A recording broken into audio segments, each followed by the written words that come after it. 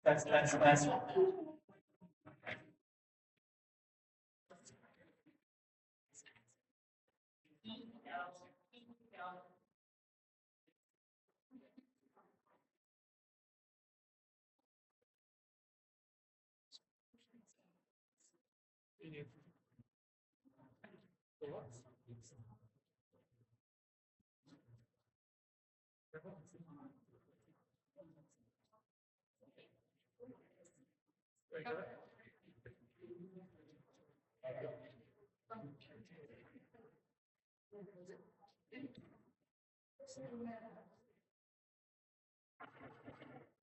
I call this meeting to order at 6:07 p.m. We will first move into the university land acknowledgement. We acknowledge that the University of Wisconsin-Eau Claire occupies the sacred and ancestral lands of indigenous peoples. We honor the land of the Ojibwa and Dakota nations. We will now move to our student senate military acknowledgement. We acknowledge the sacrifices made by those who protect the physical and diplomatic safety of United States citizens and our affiliates. We thank military service members for their commitment to our country. We will now move into roll call. Is the parliamentarian willing to call the roll? yes. Director Emerson. Here. Director Kurtler. Here. Director Kelly. Here. Director Shepard. Director Hagan. Director Etzler. Here. Director Schulte. Director Byrne. Here. Director Schaffman. Here. Director Berg. Here. Coordinator Clay. Senator Forbes. Here. Senator Campbell. Senator Fernandez Vila. Senator Joel Henry. Senator Lee. Senator Sarabana. Senator Zach. Senator Mapes. Senator Tower. Senator Christ. Senator Daniel. Here. Senator Ebert. Senator Feltes. Here. Senator Garrison. Senator Hevern. Senator Harada. Senator Miller. Senator Moffett. Senator Peckham. Senator Rajinik. Senator Yonke. Senator Vollmer. Here. Vice President Cardell. President Hevern. Here.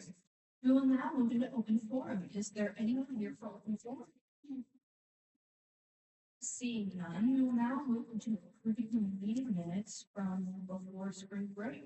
I believe that was March 9. Are there any amendments or corrections to the last or the previous meeting minutes? Seeing none, we will now move into reports, beginning with the president. Good evening, everyone. I hope you all had a relaxing spring break. This past week, I caught up with Dean Heinzman to discuss general updates in the future of Student Senate.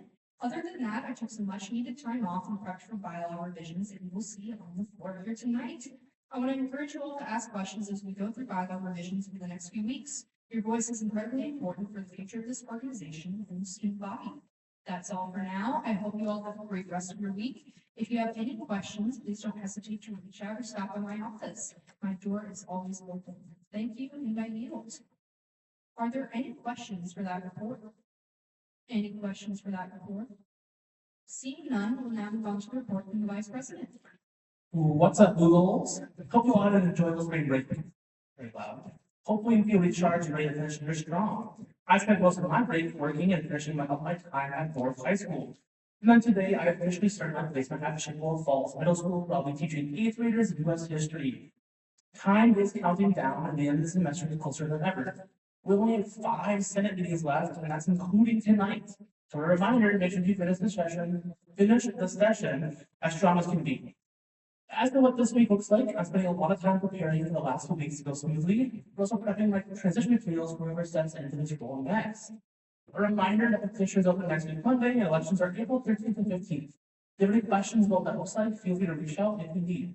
Have a great week back, Google. Thank you, and I yield. Are there any questions for that report? Any questions for that report? Seeing none, we'll now move on to the report from academic affairs with Director Emerson. Good evening, Blue Bolts. I hope everyone had a restful spring break and are ready to tackle the last half of the semester. I spent my break working in Chippewa Falls and getting to hang out with my daycare kiddos. Today, I sent out final emails to the resources for the Spring Resource Fair, which is on Wednesday. It'll be held in Dakota Ballroom right here from 11 to 1 p.m. with free hot dogs and popcorn. Bring a friend. I can't wait to see you all there. On a Saturday note, this is my last meeting. I wanted to take some time for recognition of people who have made an impact on my tenure. To preface, all of you have made an impact, and I'm so glad to have had this experience with you. But there are a few people who have been extra influential. President Heron and Vice President Cardell, thank you for believing in me to be able to take on this role and grow with my leadership. Director Kurtler, I'm glad you took my advice to join Senate last year. It's been a pleasure to watch you grow in your leadership. Director Keller and Campbell, I'm so proud of all that you accomplished and advocate for on this campus. You're both so incredible. Director Shepard, I'm so grateful to have come into this body with you in freshman year. You've grown so much, and I'm so proud of your achievements. Director Hagan, thank you for your new input to Senate and our few conversations we've been able to have. Director Etzler, it's been a pleasure to get to know you and see all the projects you're passionate about. I wish you so much luck in your law school process and future. Director Schulte, I have loved watching you grow into this role and see how you make your mark for the well-being of the campus community. Director Schaffman, you have helped this campus grow so much. I'm grateful for all that you do for sustainability. Director Byrne, thank you for your friendship and the growth we were able to have when we first started Senate at the same time. I can't wait to see what else you accomplish, and I will always be your biggest cheerleader. Director Burke, it has been so amazing to see your accomplishments within UAC and your hard work and determination. I've loved watching your passion over the past year. Senator Feltes, thank you for your willingness to be my intern and take on any challenge that comes your way. I'm so grateful to have known you since elementary school, and I know you will succeed in anything you do. Thank you for sincerely everything you've done for me and the commission. To this body, never forget why you joined Senate in the first place. Always be willing to challenge and make your voice heard. You are all capable of so much, and I hope you are able to make the change you want on this campus. I first joined this body during a really difficult part of my life, and I was able to find a community where I was able to make friends and make a change on this campus. I have San Consiglio to thank for welcoming me with open arms. She made me feel so seen and show that I have a voice and the ability to make change here. I now feel so ready to take on new challenges and make change in other ways on campus. Finally, thank you to Dylan Baker. You put a lot of faith in me as your intern and made me believe that I could take on this role. You have also made me believe that I can take this next step out of Senate. With tomorrow being the 20th anniversary of Hannah Montana, I've been listening to a lot of her music lately. One song that really stood out to me is called Wherever I Go. The lyrics that have meant a lot read, we might be apart, but I hope you always know I'll be with you. You'll be with me wherever I go. Please don't be strangers. I will always be with all of you, and I'm so excited to see what is next for all of you. Have a blue-gold-tastic week. I yield. Are there any questions for that report? Any questions for that report? Seeing none, we'll now move on to the Communications Commission report with Director Kirkland. Okay, that's really hard to follow up. What's up, guys? I hope everyone had a relaxing spring break and came back ready to make these last 7 weeks count. Recently, Communications has done some planning for content to get our social media up and running, and one of the ideas people seem to like is to bring back our Day in the Life series. I'll be sending out a form tomorrow morning to create a schedule for those who would like to participate in this, so we can hopefully post one a week from now through the end of the semester. If you're interested, be sure to fill out that form and/or shoot me an email. I hope everyone has felt oh so motivated this Monday. I yield.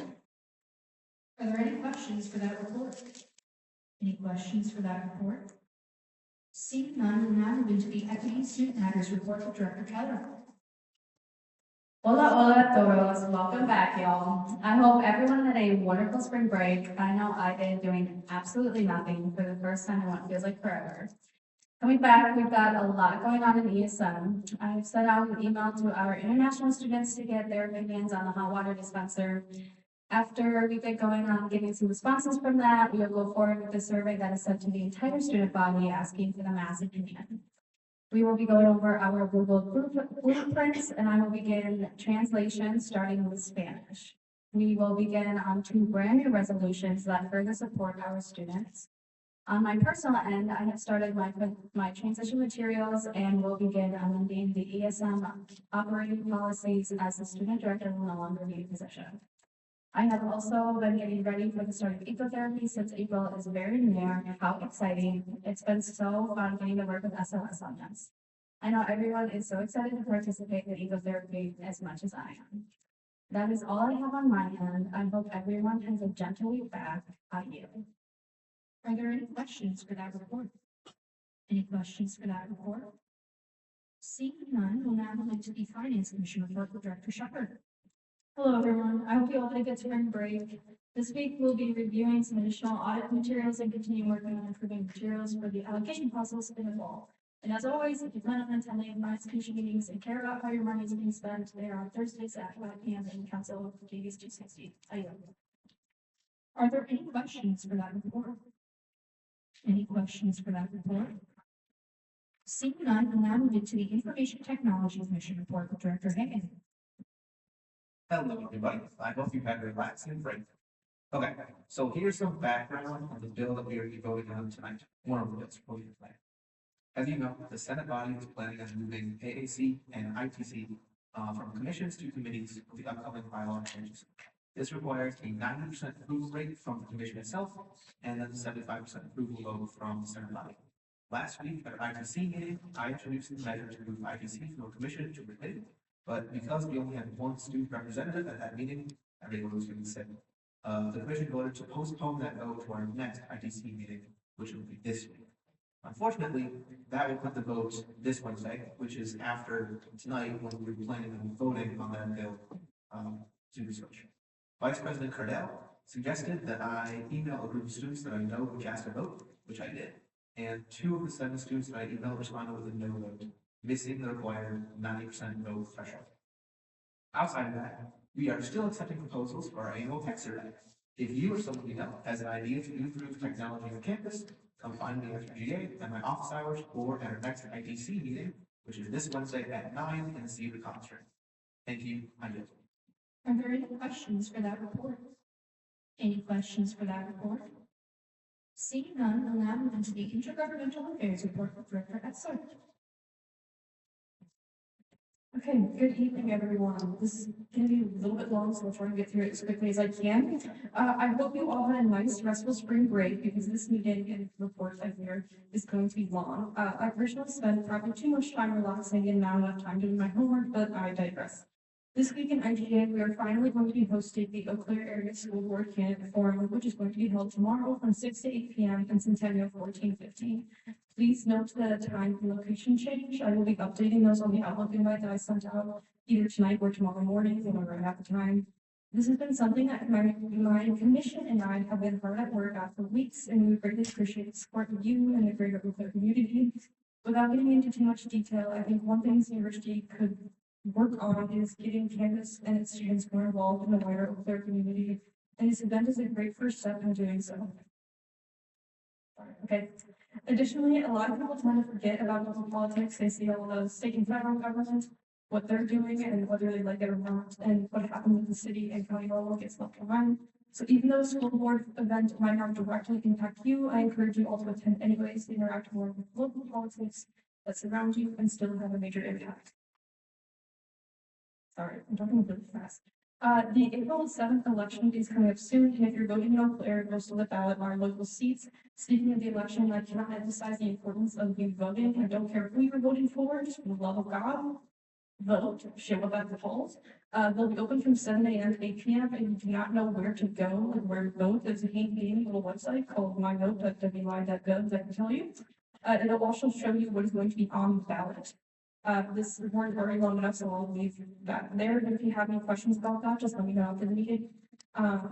Additionally, we are still going to be having IGA this week. If you would like to have a hand in planning the annual spring block party or want to know more about what that is, we are going to be back in Chinese Slurs, which is Davies 311 this week at our regular scheduled time, which is 4:15. And one quick thing before I go, I know some elections are approaching. I just wanted to throw it out there that I am graduating in spring, and if you're following along, that means that my job will be up for grabs for the 70th session. So if anyone has any questions about my job, what I do, my responsibilities, etc., or about the interview process, just please feel free to let me know. My office hours are Tuesdays from 9:30 to 10:30 and Fridays 11 to 12. Otherwise, you should meet me. That's all for me tonight. Are there any questions for that report? Any questions for that report? Seeing none, we'll now move into the student health and wellness report with Director Schulte. I yield my report to the minutes. That report has been yielded to the minutes. We will now move on to the Student Office of Sustainability report with Director Shaffer. Hello all. I hope you all had a fantastic spring break, minus the weather. My flight to California got canceled, so I ended up going north and snowboarding all break for some fresh blizzard power. SOS is back and busy. Tomorrow in SOS, we have 3 full proposals to vote on, so make sure you attend so we can make form. We will also be introducing the ecotherapy budget proposal with all necessary dollar amounts merged together. Over the next week, I'll be on continuous ecotherapy event planning and getting all promotional materials ready for April 1st, which is coming up quick. All events will be posted on Google Connect Plus. I want to extend my gratitude on behalf of SOS to the ESN Commission and all departments, faculty, and staff who have joined us on this continuous growth of this month-long event. Ecotherapy started just 2 years ago. Last year was only 5 events, and this year there is now a total of 8 individual events, including an event with our very own chancellor. We hope all of our planning goes smoothly and that everyone is able to enjoy the month of April outside in a greener environment and mindset. I hope you all have a great first week back, getting settled back into the academic grind. The last thing I would love to mention is my full appreciation for Director Emerson, for all her love, passion, and student guidance, both at UW and Claire, and for the next generations of students. With all my love and friendship, I wish you the best in the future. That's all for me. Take care of each other. SOS is wrapped. I yield. Are there any questions for that report? Any questions for that report? Seeing none, we'll now move on to the Student Organization Commission report with Director Burton. Hey, party people! I hope everyone had a great spring break. Sorry for the switch up. All right, SOC is keeping the ball rolling. We approved a new student organization last week, and we'll be hearing from 3 more requests this week. We have been gearing up for our end of the year banquet, which will be happening on Wednesday, April 1st, from 5 to 7 p.m. in the Ojibwe Ballroom in Davies. If you are a student organization officer, or you know someone who is, spread the word. You can RSVP via Blue Connect Plus, and just so you know, food will be provided. There's even a chance to win a couple of gift cards for your student organization. Come to SOC this week to discuss more details about the banquet and to hear from the 3 potential new student organizations. We meet on Thursdays at 4 p.m. in Little Niagara, which is Davies 211. Let's make it a great week. I yield. Are there any questions for that report? Any questions for that report? Seeing none, we'll now move on to the University Activities Commission report with Director Burton. Good evening. I hope you all had a great spring break. This week, UAC has a busy schedule, and hopefully you all can come to some of these events. Tomorrow, the film Megamind will be shown in Woodland Theater 7 to 9 p.m. There will be a sparkly blue drink and goldfish to represent the character Minion. On Wednesday, Blues Bingo will be in the cabin 5 to 6:30 p.m. with a themed cafe. Some of the prizes include dirty soda and coffee ingredients and gift cards to the Goat and Shift. On Thursday, we will be doing a Stuff a Plush event in the Blue Gold Living Room 11 to 2 p.m. This is similar to Build-A-Bear. This is a come-and-go event happening during lunchtime, so come adopt a furry friend like a squirrel, hippo, or cow. On Friday, student band Doghouse will be performing in the cabin 6 to 8 p.m. Also on Friday, there will be a 1960s themed murder mystery event happening in Hilltop Lounge 5 to 10 p.m. There are 2 different sessions you can sign up for, located on the link tree on the UWEC Involvement Instagram page. There will be mocktails and snacks for participants. Behind the scenes, chairs are working on Springfest, Dash and Bash, and planning for fall event series. In other news, today, UAC opened up chair applications for this upcoming fall. The applications will be open for a month on Handshake, and interviews will follow that. Being a chair is a paid position, and the workload will be 8 to 10 hours per week this upcoming school year. If you or anyone you know have any questions about specific positions, please ask me or Joanne Martin, our advisor. UAC has truly changed my college career and given me so many opportunities on and off campus. I've grown as an employee and as a person as well. This is an experience I cannot suggest enough. As always, reach out if you have any questions or just want to chat. Have a great week. Bye. Are there any questions for that report? Any questions for that report? Seeing none, we'll now move into a special report from the mascot coordinator, Coordinator Clayton. Hey, Googles. During the past few weeks, I've wrapped up my final round of hiring. Now I'm working with some of my senior staff to host a training workshop for some of the new hires. Over spring break, I unfortunately had to do my job, which mainly consisted of planning an upcoming mascot committee meeting that will take place in mid-April. Besides doing work, I had to spend most of my spring break binging Netflix, Lincoln Lawrence, a really good show, by the way, and seeing some of my hometown friends. It was a much needed break, and I hope that everyone else's was as if not more eventful. As for this week, we will be at Blues Bingo as usual. And then looking into next week, next Friday, which is April 2nd, is the next admitted student stay. We will be hanging out with the campus ambassadors for the day, so make sure to stop by and say hi.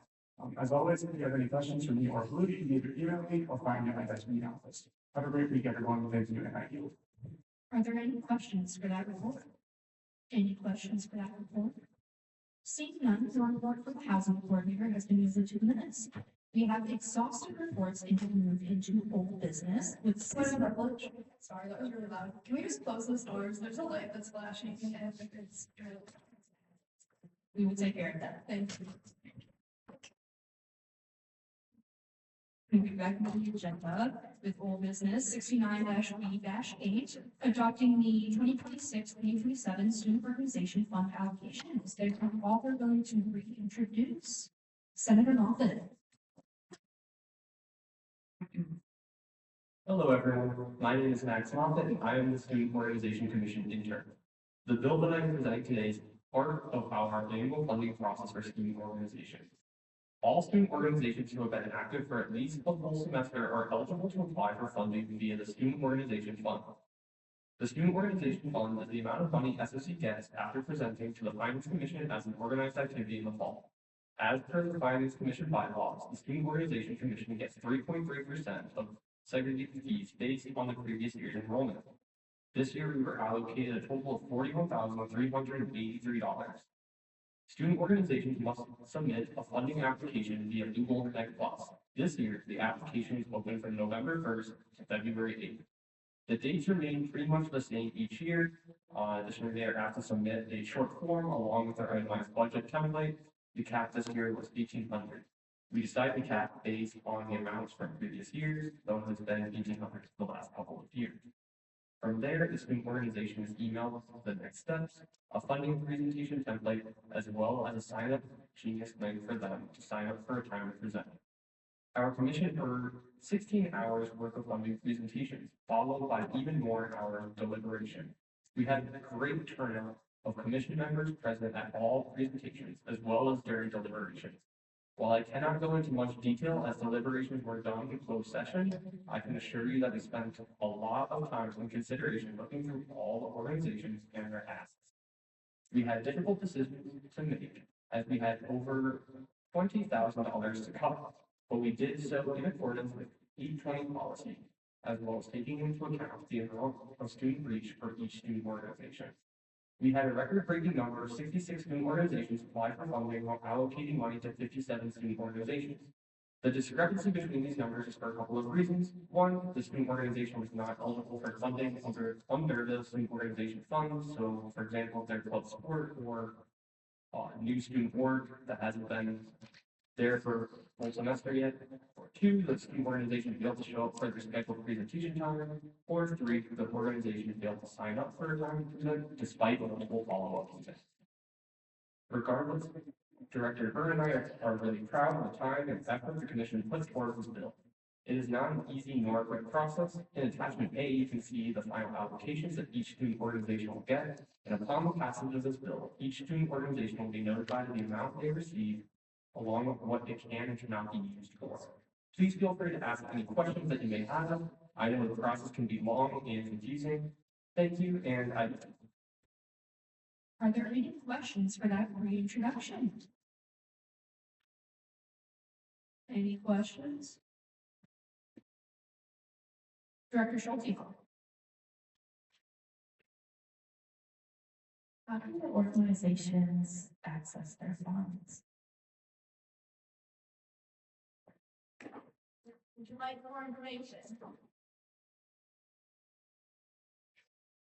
Okay, so it's set up as a, like, kind of reimbursement, so they don't just get their funds right away. They have to meet with the Student Senate Program Manager, Stephanie Picola, to either where she can kind of purchase things for them based on what their ask is, or if they bring their itemized receipt to Stephanie Picola, she will then reimburse them on their bank account. All student orgs have to have an on-campus bank account or US bank account, and so it's held in like a place in Blue Kind Plus for them, but they don't just get access to it. It's done through Stephanie Picola. Does that answer your question? Yes. Are there any other questions? Any other questions? Director Shepherd. So in the past, there's been like an issue with getting orgs to like spend their funds. So what are the steps you guys have taken to like combat this issue this year? that's a great question. I think me and Director Byrne can both.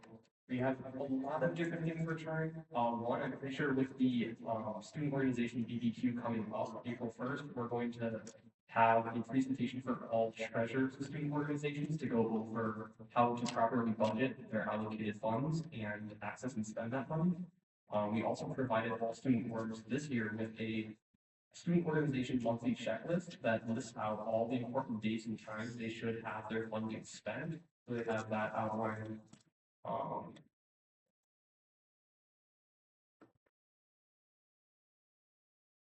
Yeah, some of the methods we have. Does that answer your question? Yes. Are there any other questions? Senator Lee.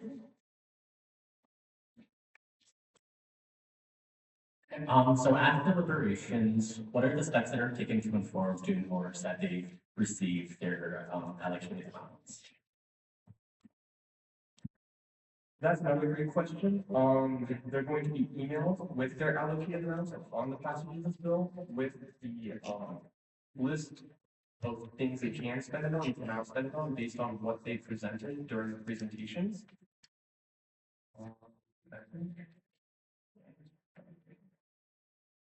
Does that answer your question? Yes. Director Schulte. I know, like, for like political organizations like both press for fun, you have to give like the same amount to both to be fair. I was wondering if that was the same for, like religious and spiritual organizations.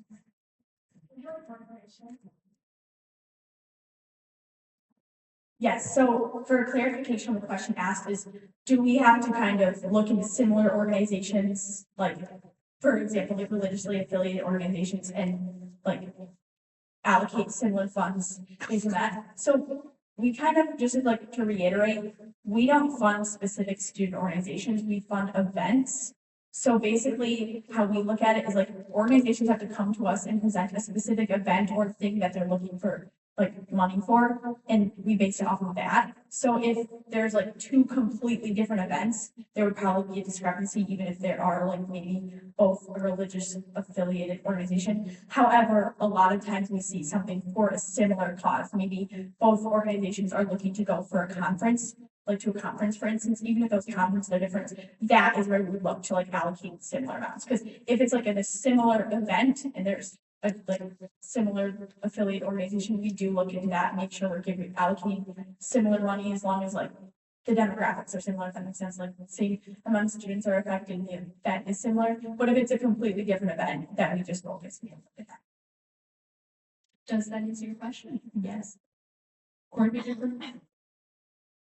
I know you guys, or I know that like at the start of each school year, there's a lot of turnover from student org leadership. I know in the past, you guys have talked about, doing like a workshop to kind of like, facilitate blocking like the transition circles. But like, what are some ways that you make these new students aware that like, of their budget balance and like what they can and cannot spend it on, like, within the next school year? So we have a couple of ways. The first one is the student orders should all be prepared with future transition materials. We had a meeting for the student order funding presentations this year where they had to lay out their leadership transition plans going into the following year. Where we listed out like their plans on how we're going to provide documentations, their allocations to future more officers. We should all be pretty responsible for that, but going forward, we also still have that checklist, and we have the transition materials presentation during the BBQ banquet as well for the officers to make sure they have their transition materials prepared for next year. Would you like more information? That's please. Along with what Senator Moffett previously mentioned, those are all things we've implemented. Another thing we implemented this year that was new from previous years is at the annual nuts and bolts training, which is required typically just for all student organization presidents. This year, we made it required for student organization treasurers as well. And at that banquet, we actually gave out folders to each student organization. And if the student org had funds left over, like still to spend from the previous year's outlook, this current year allocations, what we allocated last year, they received a folder with that like monetary amount on it, and they received a specialized folder along with some additional forms, and how to like spend those funds and things like that. Does that answer your question? Yes, it does. Thank you. Are there any other questions? Any other questions? Seeing none, we'll now move to a speakers list on 69-B-B. Is there anyone for the speakers list? Director Shepherd? I will be voting this bill up. I sat in the commission meetings and also for part of the presentations, and a lot of thought went into the allocations for each student org, and I think it was well thought out, and I think the bill was well written by the authors, so I will be voting to yield. Senator Bowman? Hello, I just want to say that I'll be voting this up. It does seems like a really well-made list. There doesn't seem to be any blatant discrepancies between the amounts allocated, and I feel like this is a good way to continue encouraging these student organizations, and I feel like you're doing a really good job at encouraging students to stay involved on campus. Thank you. Director Byrne?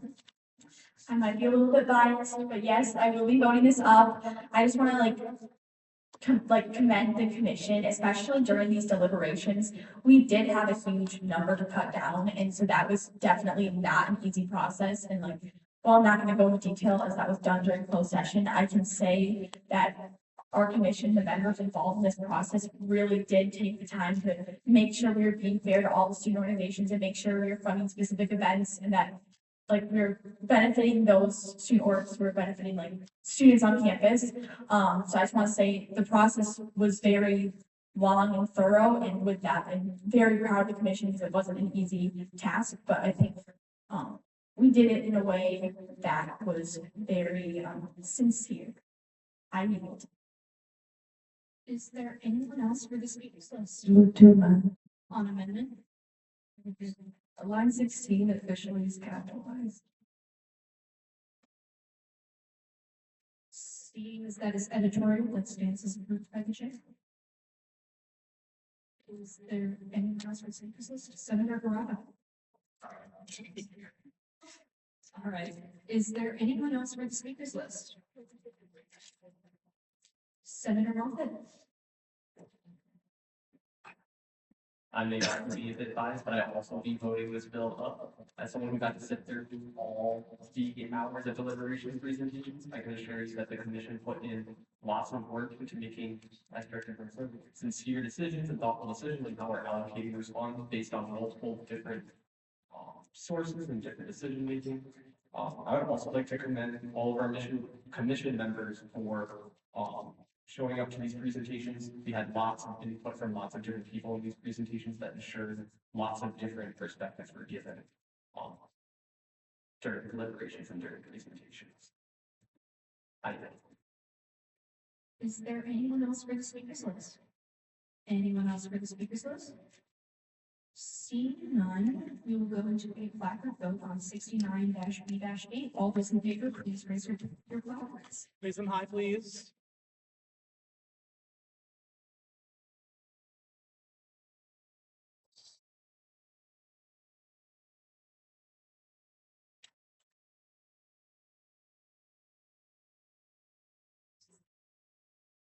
All those opposed? And abstained? In a vote of 27 to 0 to 2, that bill passes.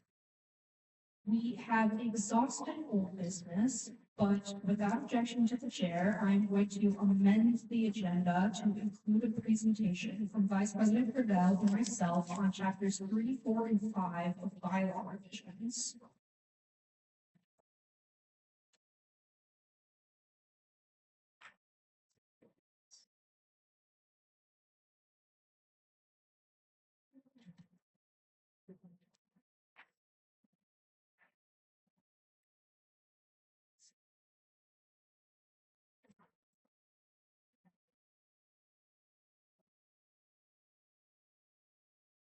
All right, so this is on 2026 bylaw revisions and the overview of them.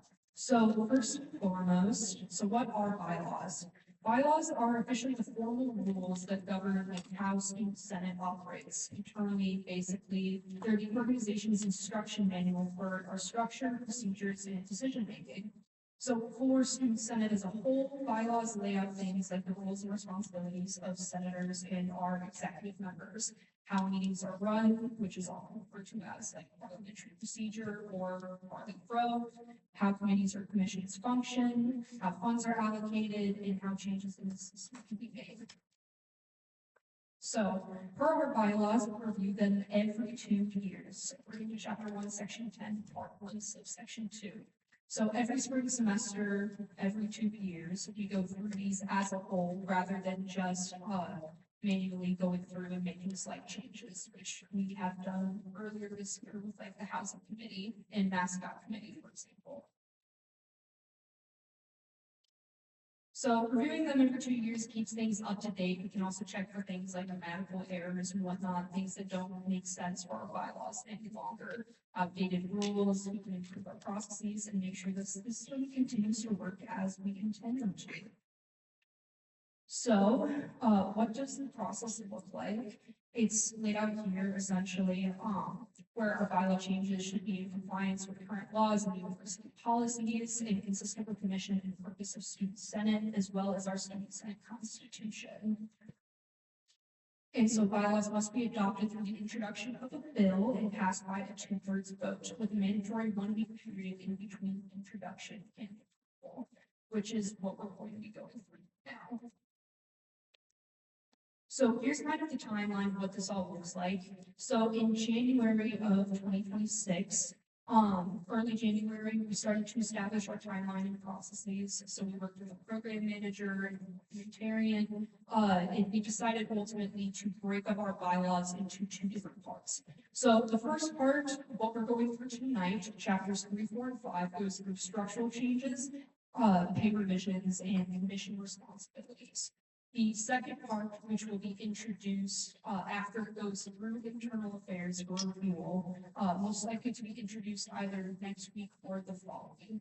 And that'll be on processes, guidelines, and improving clarity of certain sections, specifically in regards to attendance policies, removal policies, like academic ineligibility, things along that nature. In late January, we introduced potential changes and discussions during our check-ins with directors about any commission changes that they would like to see. In February 2026, early on, we decided to meet with our executive board for discussion and deliberation on all of these topics. And then in late February, we finalized these changes and revisions. In March 6th, we proposed these changes to internal affairs. March 11th, the bylaw changes were approved for distribution of the Senate body, out to you all. And now we are going to be introducing the first bill tonight. In April, early April, we will have the second bill covering the remaining sections, so 1, 2, and 6. Those will go through internal affairs and will be introducing just a minute.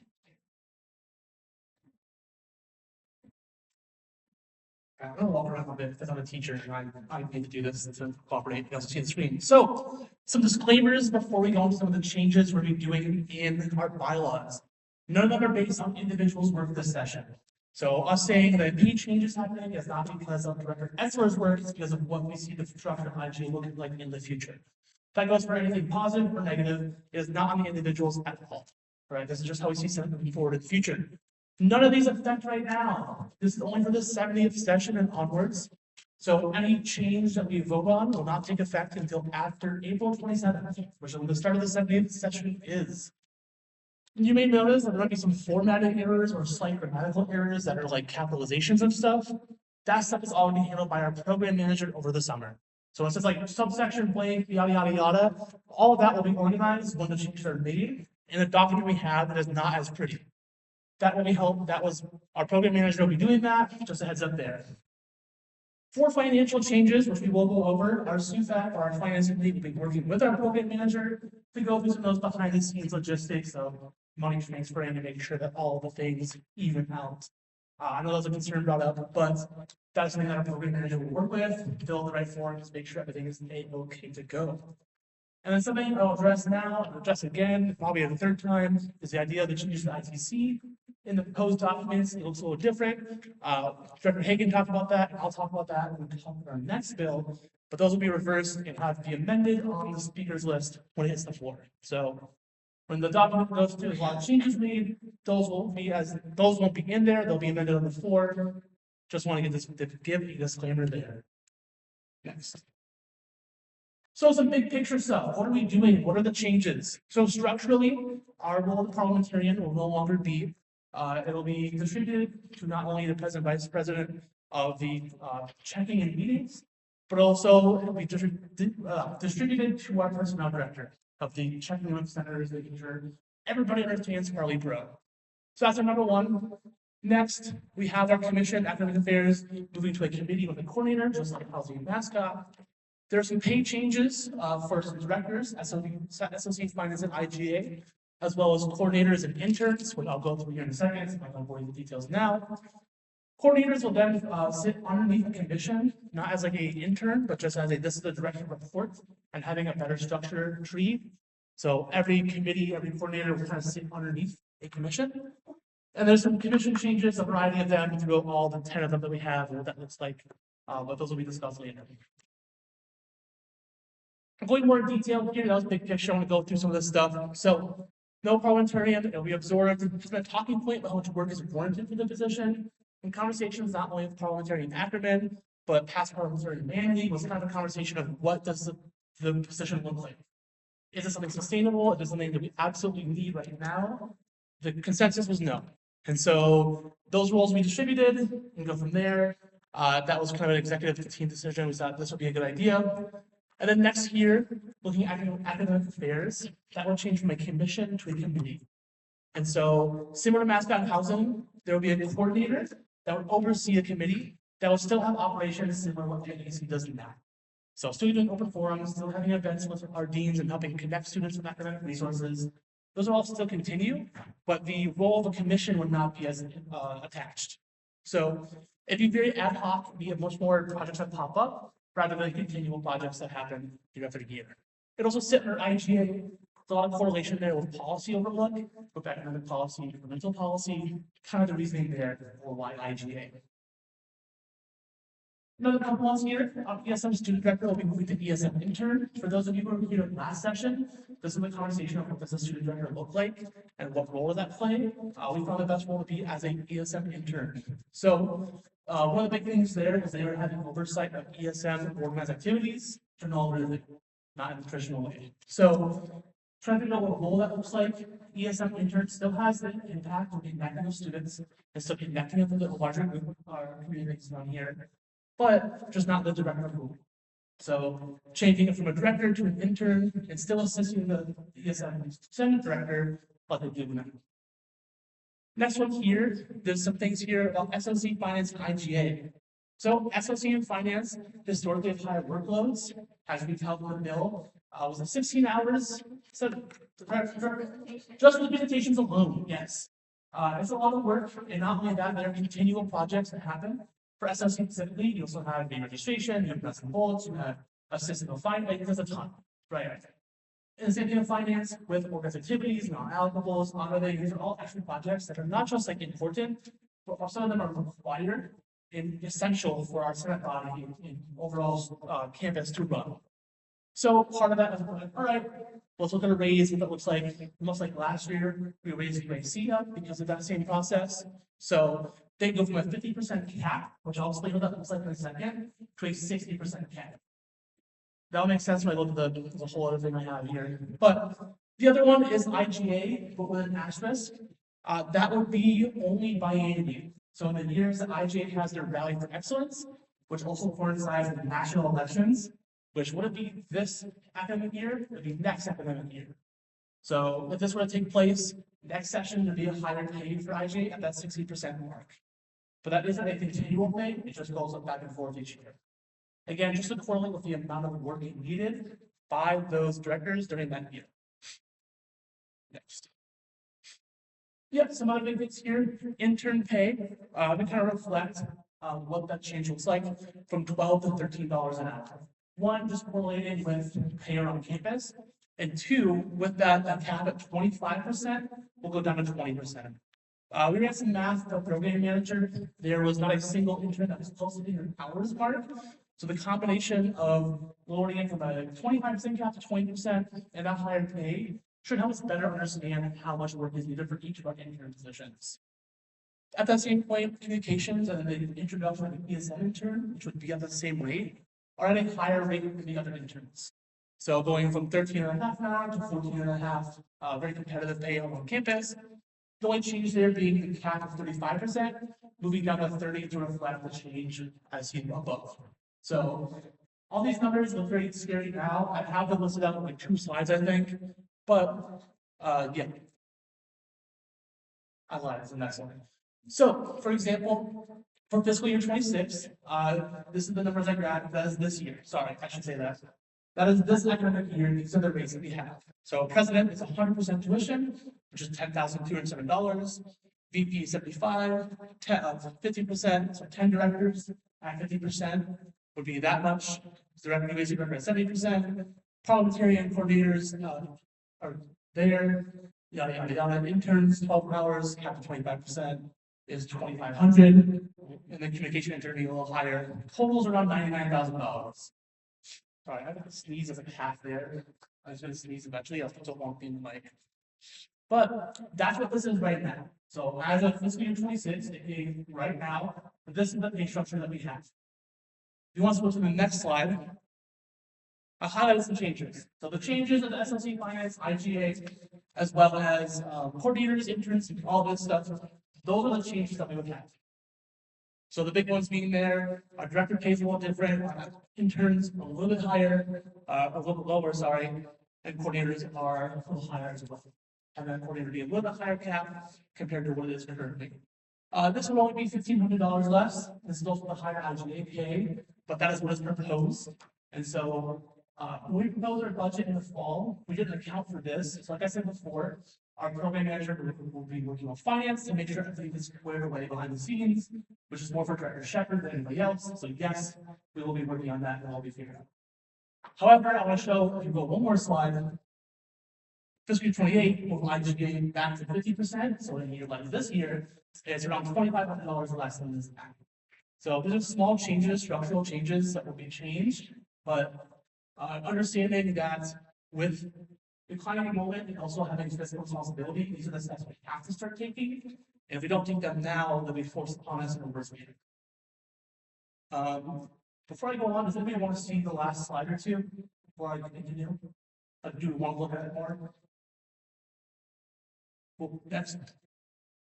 Yeah, I talked about coordinators, I should have put this before. The change there will be from a 25% cap, so they get earn hourly up to 25% of tuition, up to a 30% cap. Especially with the introduction with, excuse me, especially with the introduction of committees, this increased workload we're seeing, this would be the best option that would be more sustainable. So each coordinator will be under commission, both housing and academic affairs underneath IGA, and mascot under communications, as that's our way of kind of having some connection to the students, right? So Google, not student senate, connecting with students in the community and whatnot. And each coordinator will oversee a committee as listed there. I'm gonna run it back over, I'm going over the phone, but. All right, now I'm gonna go through all of the overview. I'm gonna go over the overview for the commission changes, starting with membership. So our bylaws had not been updated since the bill had been passed to include 2 non-senator students for every single commission. So that first and foremost was updated for all of the commission bylaws. On top of that, we have for comms, mascot coordinator is now sitting on as a voting member. For ESM, we have the intern sitting on as a voting member, rather than the student director. For IGA, we have housing and academics coordinator sitting on as voting members. And we also changed, originally there was a maximum of 11 voting members that you could have under the IGA bylaws. We changed that to fit a minimum of 5 voting members required, including the coordinators, or including the director, the intern, and then 3 senators in accordance with the IGA bylaws. We changed that from a maximum. Originally, that was fit in accordance with the finance bylaws, but finance deals more so with the monetary sides of things, while IGA doesn't necessarily need that kind of cap. So we just made it a minimum membership rather than limiting the number of students that we can have, because having more students involved in commissions is always a good thing. Next up, for SOC, the finance director and ESM intern are sitting on as voting members. And for SOS, the finance intern is also sitting on as a voting member.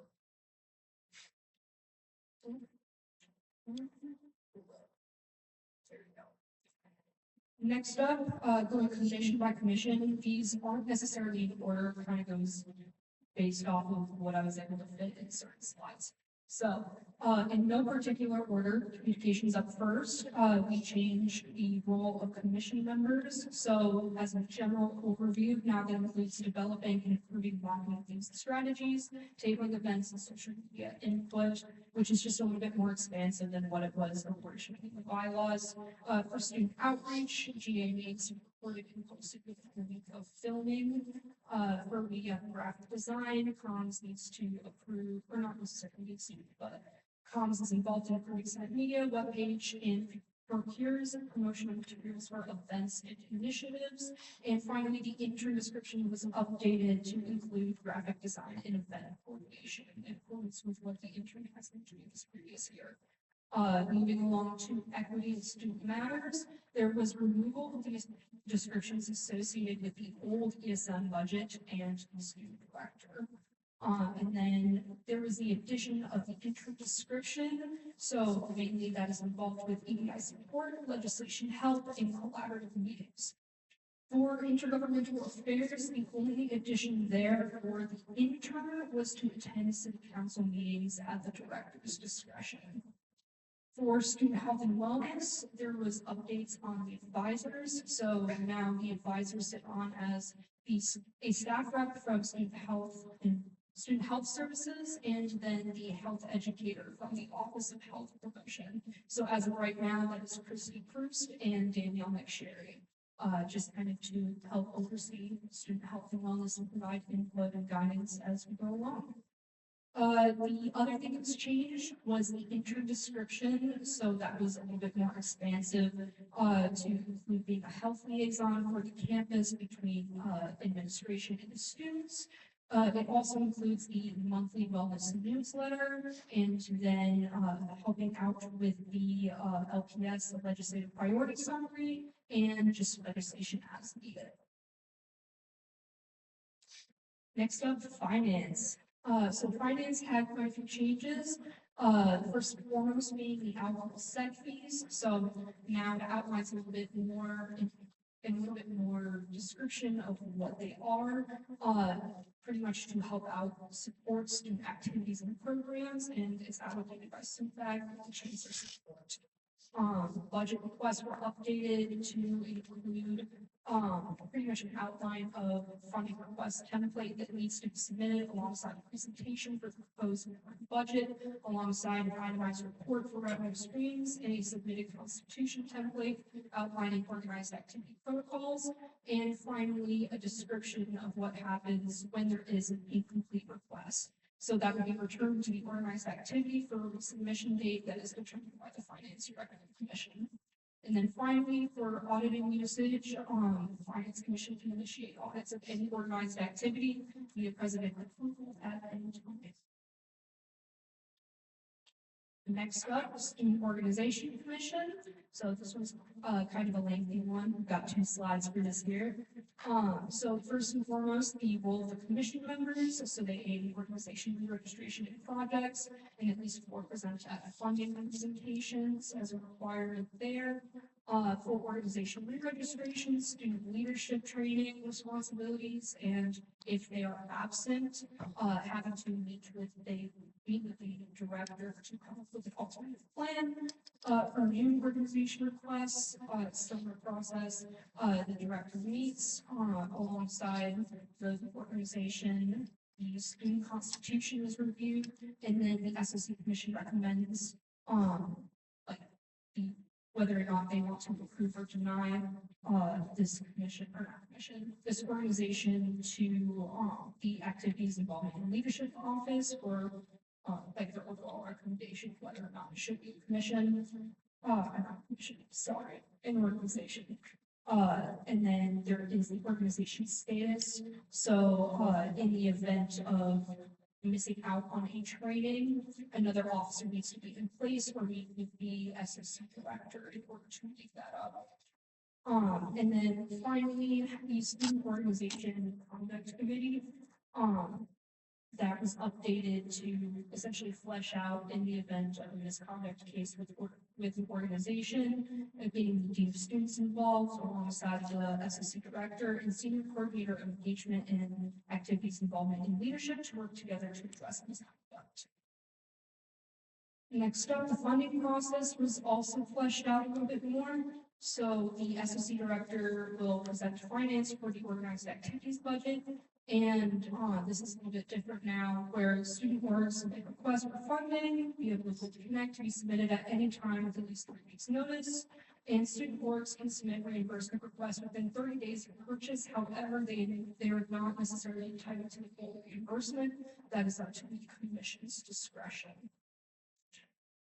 Next up, SSC director presents a bill to Senate outlining funding allocation each semester. And finally, with sanctions, the SSC commission kind of reserves the right to bring a historical record of the organization expenditure into question if there are any issues. Yes, here we go. Next up, for the Student Office of Sustainability, the SOS fund was updated, so pretty much that just outlines the annual allocation request for finance as a subset of the overall organized activities budget. This is the same sort of thing for the UAC now as well. So the UAC fund, there's a little description there outlining the same sort of thing. Another thing with SOS is up to 6% of the overall SOS fund may be used towards conferences and sustainability. This was changed originally from 10. And funding will be allocated based on a simple majority with approval from SOS and finance. The only other thing for UAC is that, before it was stated that, chairs were required to serve 1 office hour a week. This was updated to reflect what they currently have as their process to serve 3 hours a week instead.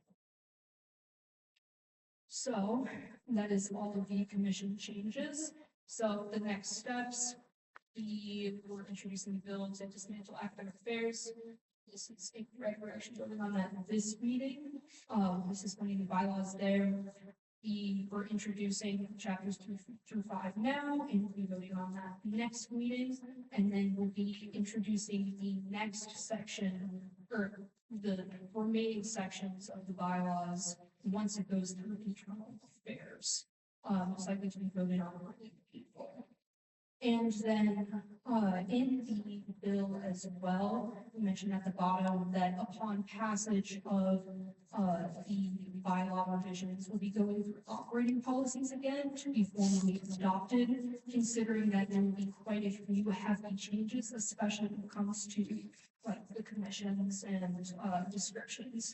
So, ESM, for example, will be going through operating policies to change out the student director into an intern.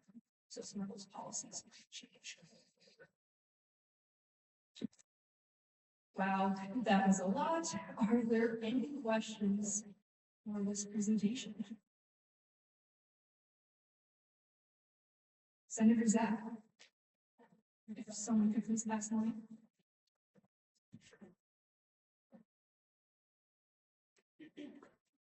Thank you for the in-depth presentation. I was just wondering, you mentioned coordinators being added for multiple of the different commissions.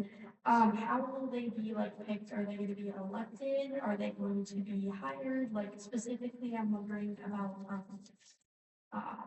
academic affairs coordinator. Like how would that work? Yeah, so as it stands, our coordinators are outright appointed. So directors, they come and, we select like our nomination, for example, and they come give like a 5-minute speech alongside a 5-minute question and answer period for the body. Coordinators are a little bit different in, the way that, it's up to the president and vice president's discretion. So they will outright appoint someone and then they're just on payroll, essentially. That's kind of how it's been for previous coordinators. Does that answer your question? Yeah, I guess I just wasn't sure since academic affairs has always been a director, so I wasn't sure if it was going to be different. Yeah. Senator Mapes.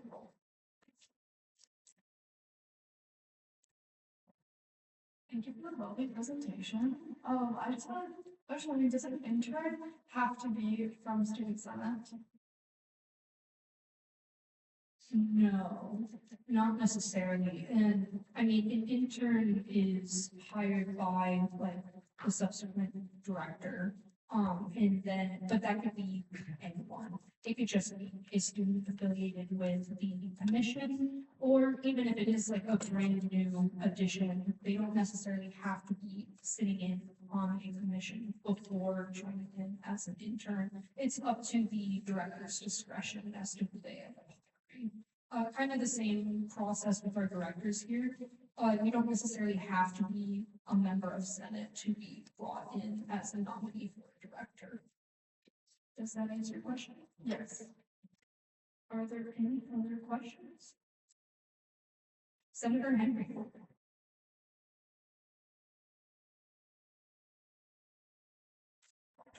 Thank you for the presentation. I noticed that we moved forward a lot of different positions, specifically the 18. So, did you remove those positions because there was budget deficit, or you just trying to make the budget more efficient? Yeah, I can talk about this one. It's a little bit of both, not a budget deficit, but as a request from the student faculty in finance, there's a request made to make sure our budget is more fiscally responsible. That is a request alone to us. Everybody should be trying to be more fiscally responsible when our enrollment is declining and money is tighter. That is one reason, is just an understanding of how we best operate in the most efficient way possible that is still representing our students in the best way. Two was also just in a change of structure. It's a time to reevaluate. Every 2 years we do our bylaws. It's a time to reevaluate what is necessary and how we make sure the Senate is running as best as it can. So the removal of the Academic Affairs Commission to a coordinator and Academic Affairs intern was just, that's how we can best see it be more efficient, as well as best represent our students in the best way possible. Does that answer your question? Yes. Are there any other questions? Coordinator Clayton? So in the presentation, you mentioned that while bringing the intern cap down or raising the hourly rate, do you mind elaborating more about the specific reason as to why you thought, why, like, even though you're lowering the cap, you're bringing up the specific rate? Yeah, I wish I had the numbers directly off me, like the very fine details, but just, I'll give you some estimates here.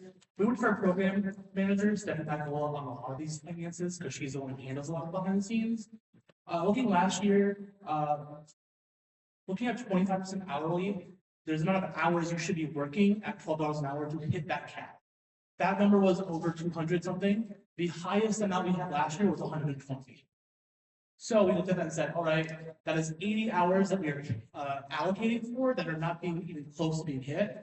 So the combination of lowering the cap and raising the amount of dollars per hour, the math there is still close to 140, 160. No, 180 would be the number, I believe, of hours worked at $13 an hour to hit 20% cap, which is still higher than some of the interns we've had before. Didn't want to make too big of a jump to cut it down that much, because that's not fair as well. There's a lot of discrepancies in pay, especially switching over workday, how that changes not only documentation is another thing, but the combination of working for our program manager, seeing the amount of hours worked plus the amount of dollars per hour, what that would add up to, was the reason for both the increase in pay and lowering of cap, where there's still a good cushion that hasn't been hit yet by people who are working at many hours. Horrible explanation on my end, I understand that, but does that make sense? Sorry. Does that answer your question? Yes, follow up. On follow-up? So with that, I guess, explanation, then when we're proposing that, coordinators are going up to 30%, but their hourly rate is staying the same, what, I guess, is more or less the purpose of that, is it just to give them more hours than you did before? Two reasons. One, being paid more hours worked. The two, all the thousand requests on the program manager. Another important factor with coordinators and with lead commentarians, I'm not for sure. This is the first year they've been hourly. So we don't have any data sets to look at of how many hours are worked by coordinators other than this year. So we didn't want to make too big a change off of that because it could be an outlier year, for example, of hours worked. But I would say definitely within the next year or two, when we're doing other revisions, you have more data to work off of, we go, oh, we want to increase this. But just because coordinators will be putting in more hours, it makes more sense to do that. But they'll be their pay is still capped at 30%. So. Does that answer your question? Yes, it does. Thank you. Are there any other questions? Any other questions? All right, we will move back into new business now.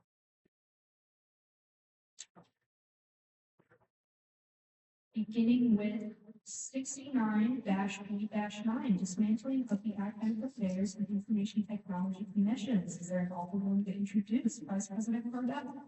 I'm back. All right. I want to say before I go to my introduction, we talked about a lot of the bylaws. This goes through one specific part of that, but just, I don't know, it's a lot of jargon, but we'll get through this. 69-B-9, dismantling the Academic Affairs Commission is a necessary piece of legislation that must be considered prior to the upcoming proposed revisions to the Student Senate bylaws. As outlined in Chapter 4, Section 6 of the bylaws, the formal dismantling of any standing commission requires the passage of a bill specifically addressing that change.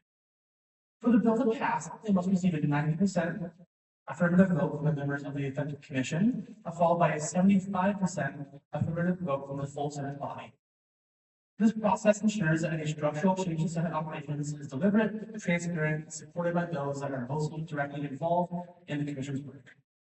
Before moving into the specifics of the bill, I want to briefly explain the reasoning behind the proposed transition of the Academic Affairs Commission AAC from a full commission to a coordinated-led committee.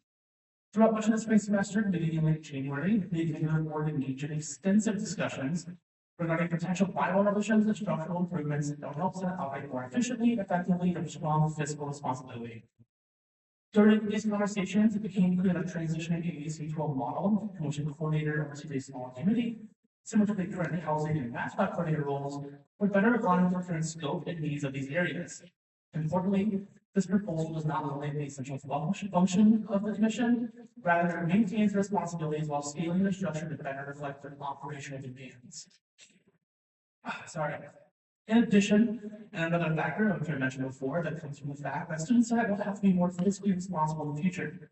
It's not only comes from This not only comes from declining enrollment trends, but also some request from the student committee that students will have to have a similar budget in future budget proposals.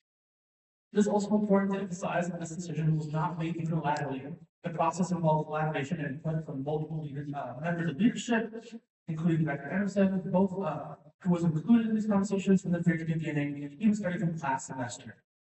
The goal throughout this process has been to ensure that any changes to Senate structure strengthen its ability to serve students while maintaining transparency, collaboration, and cross leadership.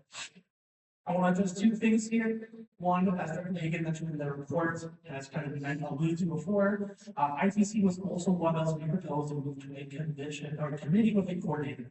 However, due to a not even that 90% vote, as Dr. Hagan laid out, that's something that cannot be changed with this bill and the proposed bylaws. So this bill is only talking about AAC, and the proposed bylaws in the next bill. I won't go into too many details, but there's an idea. It will be amended to reflect that. So as sent out, it does not reflect that, but it will be amended when it is the floor. So that's the first thing. I just think what's supposed to be here is not, and those are the reasons why. In addition, this bill has to be passed before the subsequent bill, 69-B-10, is introduced. So after the first question period, you all ask your questions about the bill, and then there will be a section after that. I will be suspending the bylaws that says that we have to wait a week between bills. We're going to be suspending the bylaws. We're going to be moving this bill to immediately to be on speakers, also people on all that type of stuff. So instead of the usual 1 week wait, we're doing both of those 10 nights. So that we can then stay on task and on track to have the subsequent bill being -10 still be on the right timeline and be introduced tonight. Sorry, I half sneezed away. I don't know why. But that is all I have for the introduction. If there are any questions, I yield. Are there any questions for that introduction? Any questions?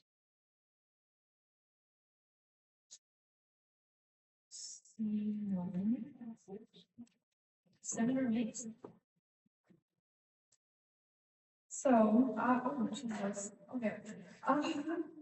So, from what you said, it seemed like you did talk to the directors of these current commissions. I was just wondering what their thoughts were on if just a coordinator position with a committee would be sufficient in like fulfilling the required duties for these future committees.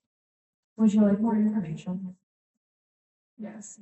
Sorry, that was really loud. So I actually brought this idea to Zach, Vice President Cardell, like maybe probably even in November, I started thinking about it. Of just like, we have less projects because academic affairs has been pretty set up well.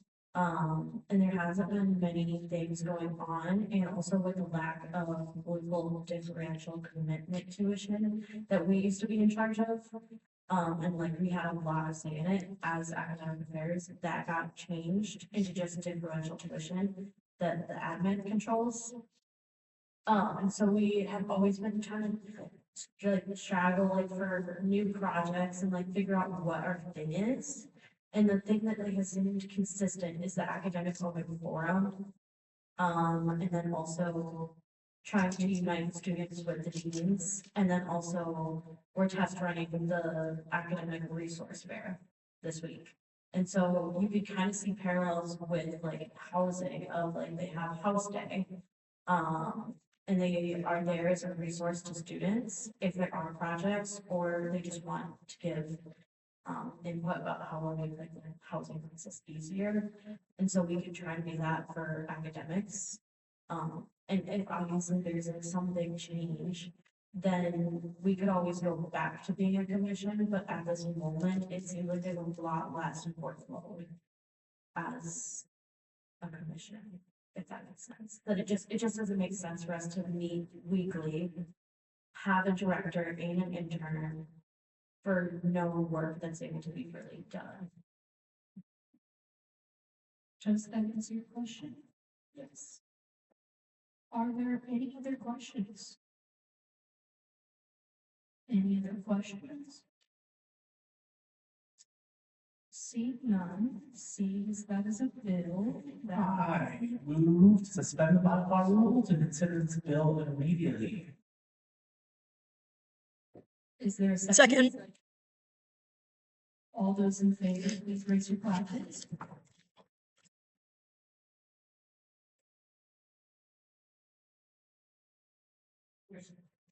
All those opposed?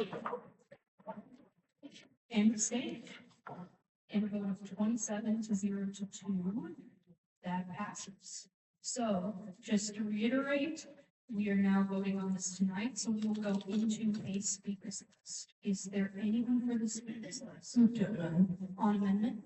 It's over here again. Line 4, can we fix what's going on with the semicolon? Seeing as that is editorial, that stands as approved by the chair.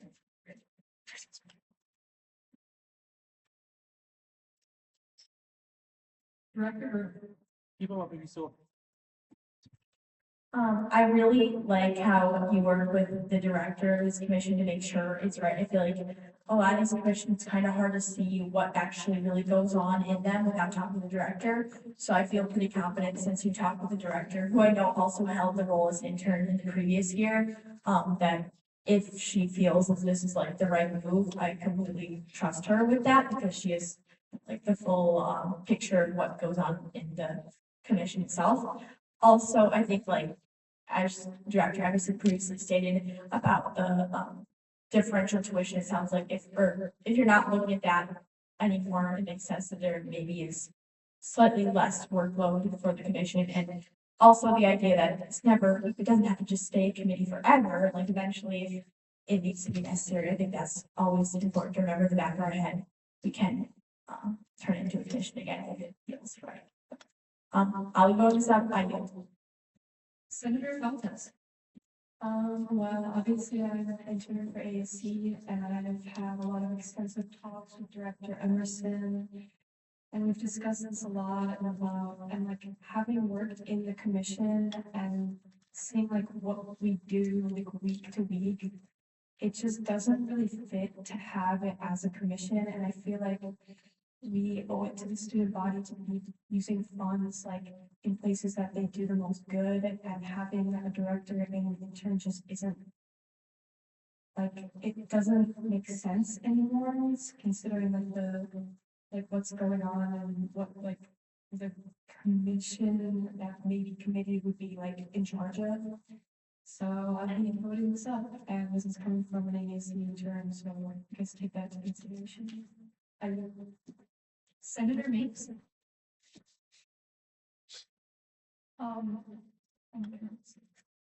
I think it's really telling the fact that the director and the intern both agree with this decision. It's like, it shows a lot about their character, but also it makes it even more, looking at the bill, it makes it even more like credible to see that like, it's not just from two people looking outside of the commission, it's like from the people inside of it. And so I'll be voting out just because it makes a lot of sense to like give this money back to the students, and it's really honorable to what the people in the commission are saying and choosing to make it into a committee, even if that like requires pay reduces. I think that it's really honorable. I guess. Director Emerson. I will also be voting this up. I think that we owe it to the students to open up this position into a way where we can engage with the students more instead of having to worry about managing a commission and all the internal things of Senate. And we can work more outwards and work with the students and for the students. And I think that, like previous speakers have said, we can do that with while cutting back on funds, but also finding a new groove and a new development of what this position could look like. So I'm excited to see what this could do for the students. And I yield. Director Shepherd. I will be voting this bill up. I think it's really important as the finance director who leads the CFAC committee, to continue to look at roles within student senate and ensuring that we are allocating the funds in a way that best serves the student body, as that's who is paying towards student senate through SEC fees, and then also like benefiting from what we do. So I just think it's really good that we're like going through all the rules and like making sure we're blowing lines with pay, and I hope that we continue to do so. I yield. Is there anyone else for the speakers list? And for the speakers list? Seeing none, we'll now move into the ballot vote on 69-9. All those in favor, please raise your flags.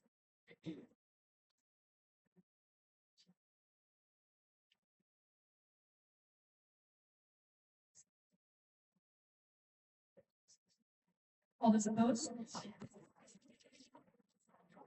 And abstain. In a vote of 26 to 0 to 3, that bill passes.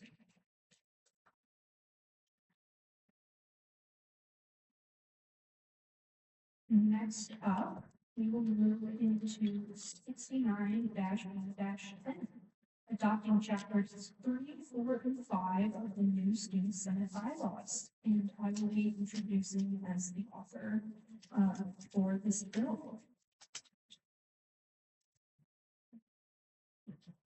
All right, so I'll try to keep this somewhat brief since we did just go through the presentation. But as previously stated, this bill covers chapters 3, 4, and 5 of bylaw revisions, addressing commission changes in pay in addition to grammatical errors. Considering we just went through, I'll do a quick rundown of the most noticeable and leave the rest of the time for questions. So first, for position changes, we have the removal of the parliamentary role being absorbed by personnel director as well as the president and vice president. Academic affairs being changed into a coordinator, and ESM student director being changed into an intern. We had initially intended to change IPC's director into a coordinator as well, which is presented in the proposed bylaws. However, this will be amended next week to reflect these changes, as the vote did not meet the guidelines of the 9% approval for dismantling the commission.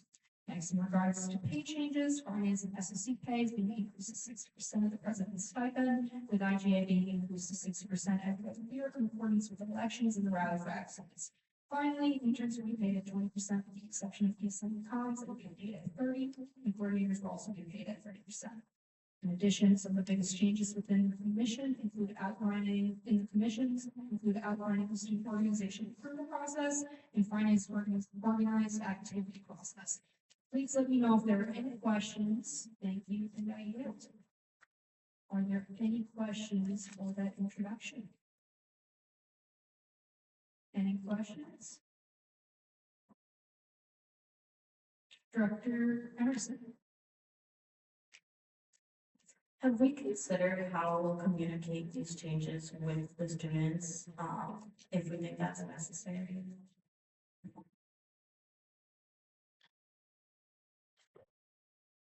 I'm outside of us recording and filming student senate meetings and through our like Instagram page, for example. I don't know that we really intended to communicate that in any way differently. Would you like more information? Yes.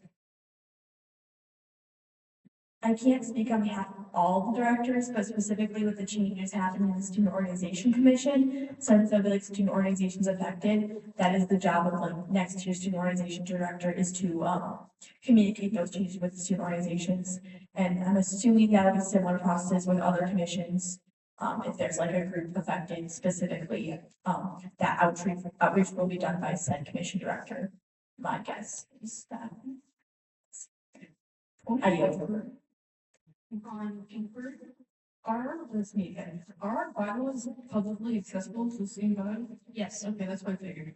Yes, they are on our student center webpage. Okay. I also want to add that we have been communicating this with administration as well, so they are up to date on the things that we are doing, especially Dean Heinzman, who's kind of been our point of contact as our faculty advisor. Our program manager, Stephanie Pipola, has been helping us through, especially with all the pay changes and things. And then at our regular exec luncheon with the chancellor and his exec staff, will be communicating these changes as well. So everybody in the administrative side will be aware of these changes too, and especially if we consider appointing students to committees. So for example, like the academic affairs committee, like being able to have administration's involvement, especially when it comes to the deans, and if they need help with majors, minors, and certificates, they'll be aware of like the students that are going to be involved with these types of committees moving forward too. Or that's the intention of this. So hopefully that provides a little bit more clarity. Does that answer your question? Yes, thank you. Are there any other questions? Dr. Schulte?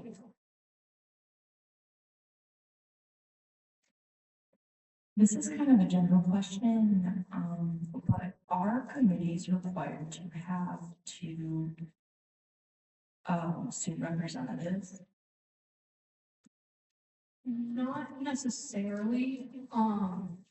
I believe that's only the commissions that we have that as a requirement for, based off of the bill that we passed. It's kind of up to the committee bylaws itself that lay out how many students are involved there, and operating policies might be a good place to look at too, if you wanted to consider having at least two students, if not more, involved in some of these committees. They might change based off of like what the requirements are for these. Mascot committee might look a little bit different than housing or academic affairs, for example. Does that answer your question? Yes. Are there any other questions? Director Schulte? So in relation to academic affairs becoming a committee, so like it is like we just dismantled the commission. So now, when are like the actual, like I know these bylaws go into effect next session, the 70th session, but like what are the actual like sorry, maybe not describe this, like the actual like rules and regulations of the committee going to go in effect? Like, is it gonna be up to like the coordinator next year to be like, okay, like we're gonna meet like this many times, like will it be communicated?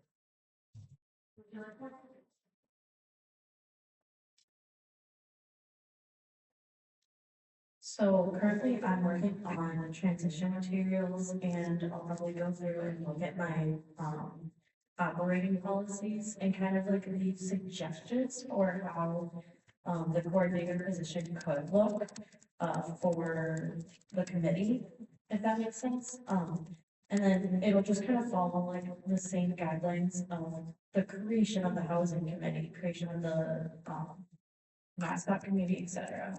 And just kind of follow the same thing, but just academic difference. Does that answer your question? Follow-up? Like, will that have to be like a bill that's passed through? No, I was just about to pull it up, but in our working document, we kind of have like we have a description that's left a little bit more vague of what the committee looks like. So in operating policies, which we are hoping to adopt this year in this session, that should hopefully outline in a little bit more detail, like the requirements of like the coordinator and the students involved. Would more information?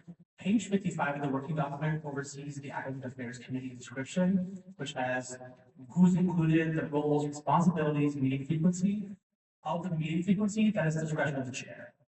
So how often they meet, what the projects are discretion of the chair, but it's vague enough for them to determine that. And those will all take place at the start of the 7th session. So if these bylaws get passed next week, right, they wouldn't be in place right away, it could be in place at the turn of the 7th session. Does that answer your question? Yes, thank you. Are there any other questions? Coordinator Blake? Okay, so looking at the attachment, right, that proposed all bylaw changes, looking specifically at the academic affairs committee itself. All the members that are listed there, it just says that it's the coordinator, the IGA director, and then at least 2 students.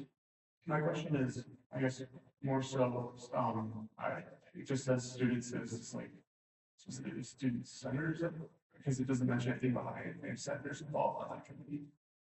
Yeah, we left it more vague. Once again, it would be kind of up to the discretion of the coordinator, but the operating policies would flesh out what that looks like.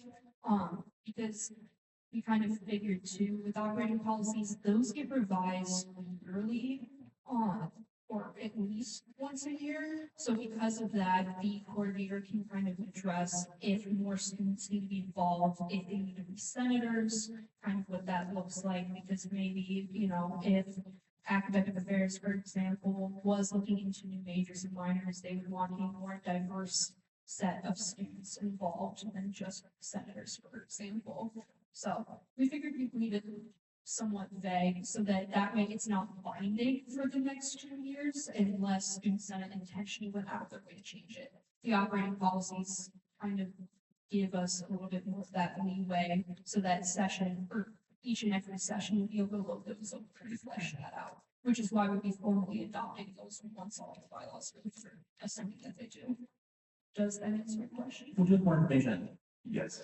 In addition, it's also the university senate committees, university committees that we do at the beginning of the session that are just 2 students, but those students can be senators. Yes, flexibility is easy, so. Does that answer your question? Follow On follow-up? Okay, so I guess more so my question from at least like with these bylaw proposed changes, they're just like wasn't any mention about specifically like additional members or anything like that. They just outlines the 4 members versus like I guess I'm speaking from more experience of like when I run my bylaws. Like I have included something that specifically mentioned about like the ability to add more members. And so I don't know if that was something that you guys considered adding in the operating policy specifically, but I was just a little curious as to like, I just didn't see any like mention of like how you go about getting this additional members. Yeah, I mean, ideally, we would try to keep it consistent. That was something that we went through in internal affairs to make sure that the membership looked equal from commission to commission. So if that's not in there, that is definitely an amendment that we can make next week to reflect that change and make sure that it's up to date for all the committees. Does that answer your question? Yes, it does. Cool. Are there any other questions? Any other questions? Seeing none, that is a bill, so that will be reintroduced next week. We have one final thing in new business, and that is 69-B-11. Wisconsin Senate Bill 116, Trans Student Athlete Referendum added to Student Senate Election Ballot. Is there an author willing to introduce? Senator Harada. Hello everyone. This bill is in support of allowing a referendum to be included in the ballot to gauge the student body's opinion on the inclusion of trans athletes in collegiate level sports. For more background, 2 years ago during Senate Section 67, Wisconsin Assembly Bill 378, which aimed to ban trans students from joining collegiate level sports, was being debated on passing. As a result, IGA held an open forum on campus polling student support. The previous IGA director passed forward a resolution in support of trans athletes, and a lobbying trip was taken down to the Capitol. In the end, Wisconsin State Bill 378 was shut down. However, this past January, a new identical bill named Senate Bill 116 was introduced. So, this referendum and potential resolution following it are results of Wisconsin Senate Bill 116, which again bans trans students from joining collegiate level sports.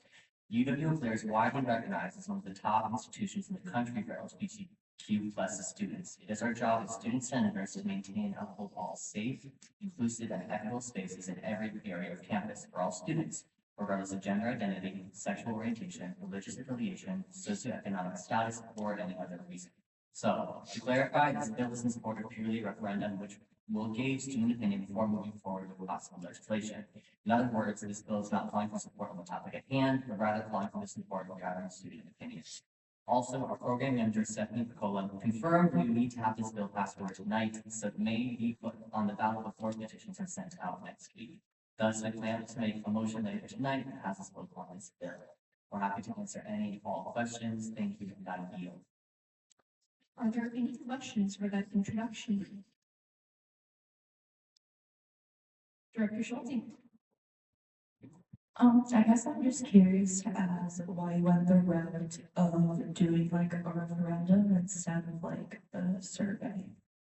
Yeah, so we went the route of a referendum in order to kind of put it out to all students and make it official in the sense that we want to gauge students before we pass possible possible resolution on it, just because as student senate, we represent the wider student population. So before we make any other decisions pertaining to legislation, gathering student input is really, really important. I think the best way to do that is by putting it on the ballot, given that it's sent out to all students, and it's something that I think most students really care about.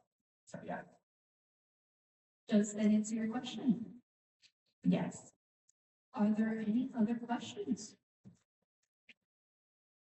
Any other questions?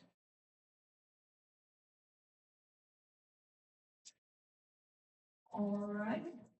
Seeing as that is a bill, that will be read. Motion to suspend chapter 2, section 3, subsection 3 of the bylaws, so we can vote on this bill tonight and get the referendum on the ballot. Is there a second? Second.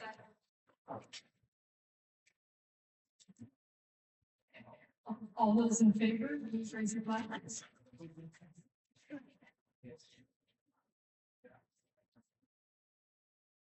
All those opposed? And abstain?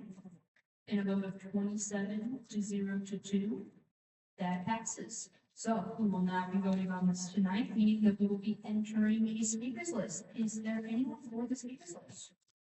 Director Shepherd.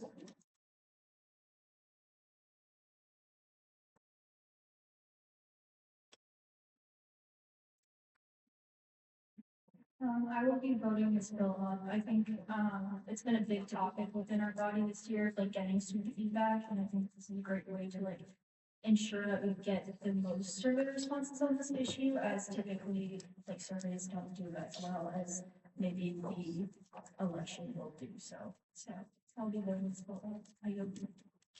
Director Exton, Motion to amend. on amendment. On 69-B11 attachment A, the second to last sentence says this referendum is needed to create a resolution within UWC's student senate body in support of trans athletes. I just feel like that line is misleading. We don't need this. It would help with the creation of a resolution. I would support, I just feel like we need to make sure that we're not misleading the student body when we put it on a referendum. So I motion to get rid of the second to last. Would you like to remove it entirely, or would you like to omit it to say something else? I motion to remove it entirely because I don't think that we would need to, I don't think that we need to include why we're adding the referendum to that.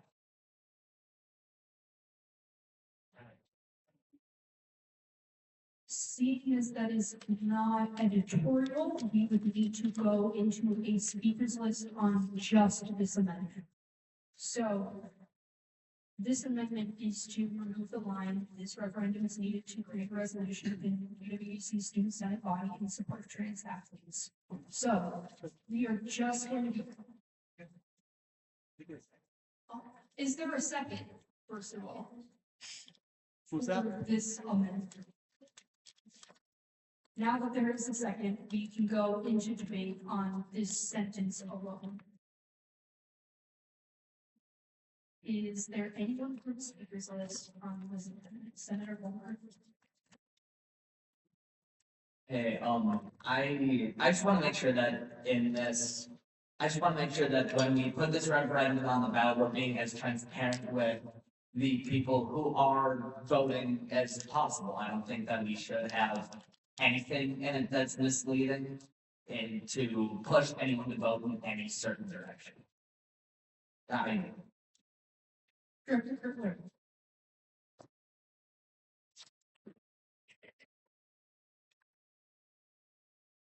I'm in support of this amendment. I think it doesn't take away from like the information being presented to the students. And I also think that if we include the sentence that Senator Vollmer is saying we should take out, it could imply to students that we are 100% going to go through with the resolution. And that could not be the case because if the results we get back are like split down the middle, we probably wouldn't go through with the resolution because there wouldn't be one specific opinion that we're representing.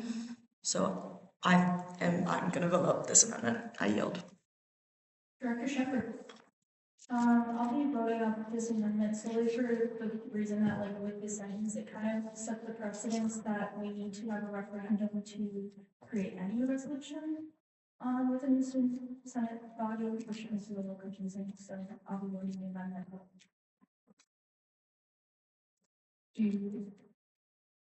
I do. Senator Brown? Upon reflection, I totally agree with all this statement. I like, see, to preface this, we were given, like, a copy of a a referendum in the past, and they had that language in there. But I think given that kind of the discussion we're having and the points that were brought up previously, I will be voting this amendment up. Is there anyone else for the speakers list? Anyone for the speakers list? On specifically just this amendment? Okay. Seeing none, we will go into a collective vote on just this amendment, not the overall bill itself. All those in favor, please raise your placards.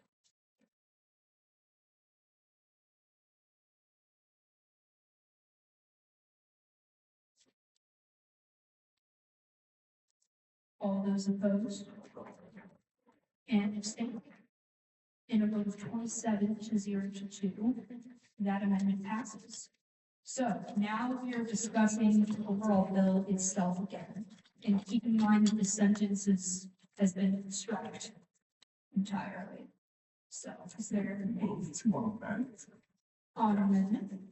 Okay, so, since that just went with that has to remove that sentence, I pitched that, we maybe reword the sentence to say something along the lines of, this referendum is beneficial in creating a resolution in students, the UWEC Student Senate, body that accurately represents the student body's opinions on said topic.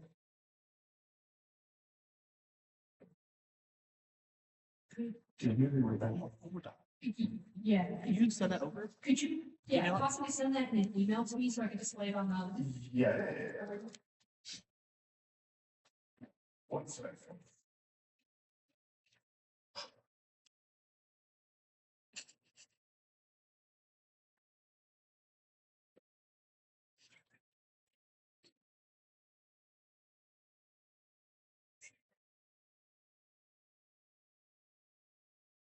Can I be CC'd on that?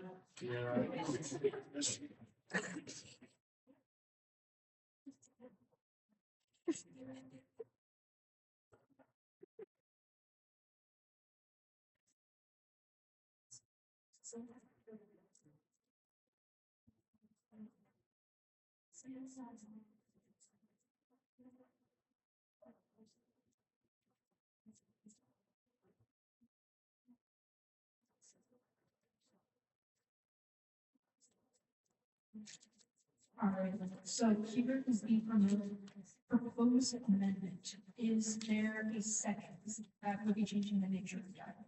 A second. There is a second? Cool. All the, wait, yeah, sorry. Give me one second. I'm trying to see if I can, actually, I'll just put it in a different document. So I can.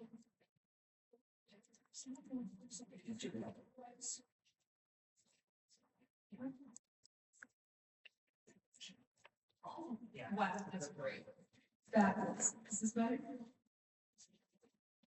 Okay. Great.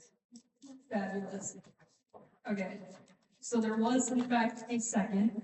So now we are going into debate on the addition of this amendment into the overall question. Is there anyone for the speakers list? Senator Davies, I think I saw your voice.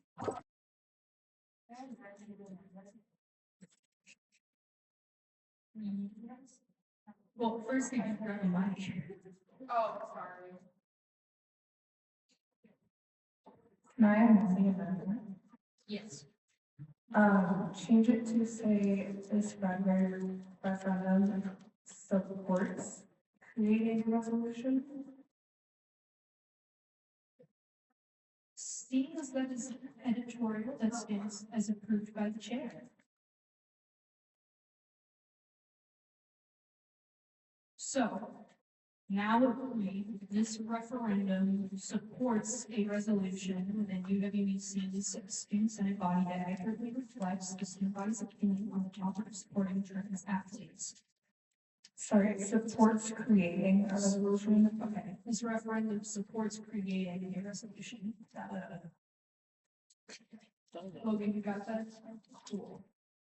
Sorry, parliamentarian. Breaking my parliamentary here. So, on inquiry,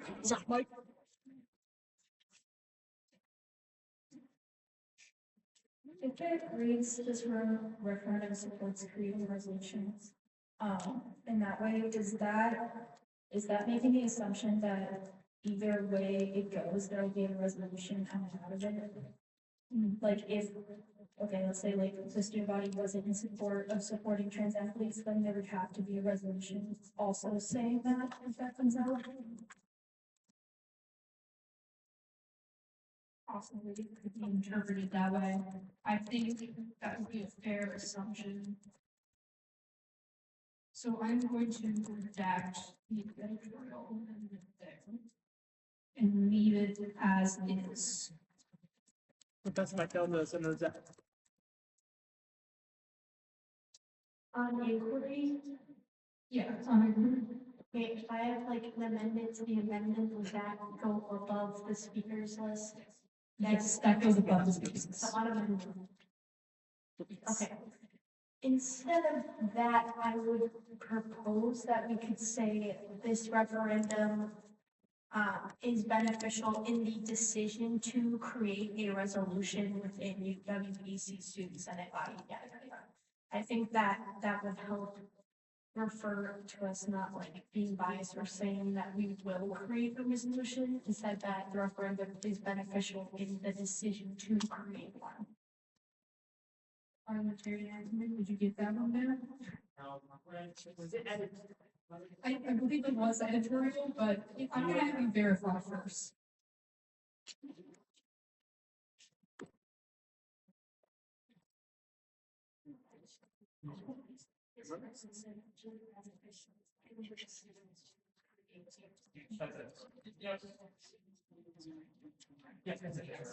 Cool, seeing as that is editorial, that stands as approved by the chair. So, back on the general amendment now. Cool. Yes. So, speakers list specifically for this amendment, clause being added in. Coordinator Clay.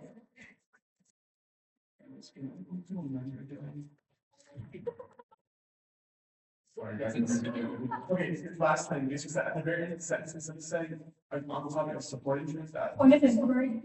On it, do we have to vote on the First Amendment before doing that?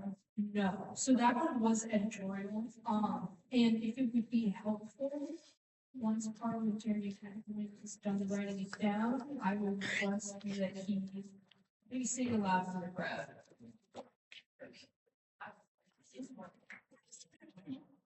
What's going on? Is there any way that you can read aloud? Yeah. So here's what I have. This referendum is beneficial in the decision to create a resolution within and what we have. Right up there. I'm going to just make this.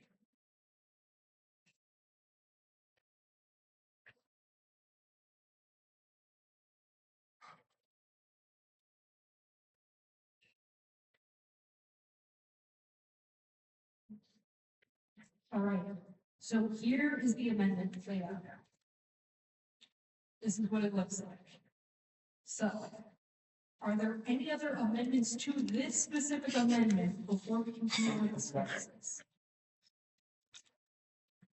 Okay, I just don't understand. I just, the very last third line there. Instead of saying on the topic of supporting trans athletes, just saying on the topic of trans athletes is in collegiate level sports. Is that? So no support, not supporting, just. So cutting and supporting. So kind of supporting and just saying like on the topic of trans athletes in collegiate level sports.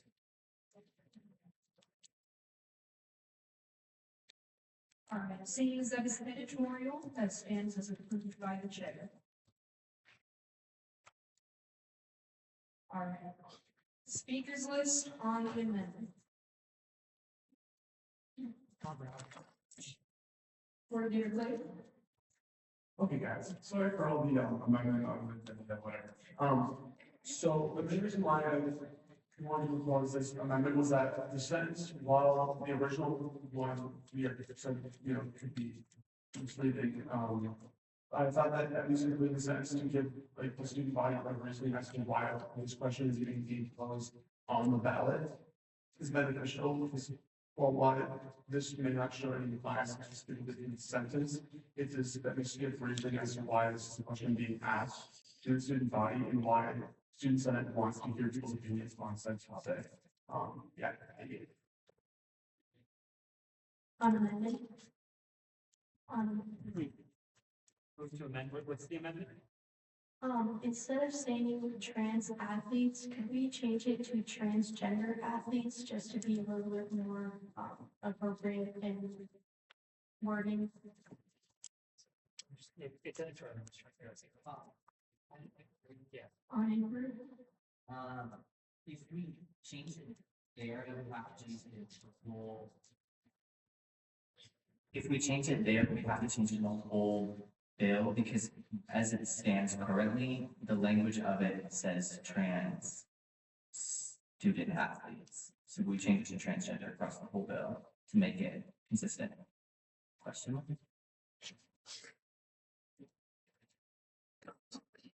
Okay, I'm gonna break right now, because I'm just thinking right now, it is editorial no matter what, I'm just trying to figure out what is technically the correct term, because I think it would just, pretty sure you guys had it right where it is just trans, because usually you don't, you're identifying it as trans, but you're not saying transgender, if that makes sense. But, so we don't have to keep going through this back and forth, probably, authors, what do you guys think? Like, I just want to know, since you guys wrote it, what would you prefer? Trans or transgender, and then we'll just keep it consistent. And you can just cut this. I'm just gonna check the Wisconsin legislation, because I think they.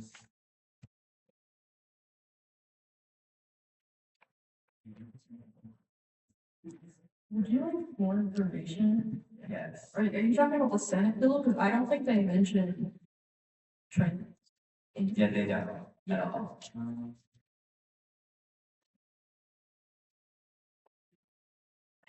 I say just keep it as trans. I think it's still, it's fine. It's fine. On inquiry. Was the amendment of like topic of trans athletes, were we including the inclusion sports or were we not? Yeah, I was typing that, sorry, and then I got distracted with this. I'm currently typing it. I have it written, yes.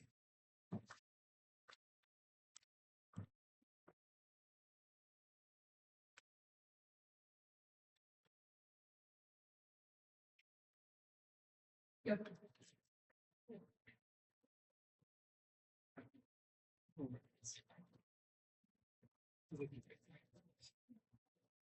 All right, so I believe we are still on the speakers list for this amendment. Is there anyone else for the speakers list? Where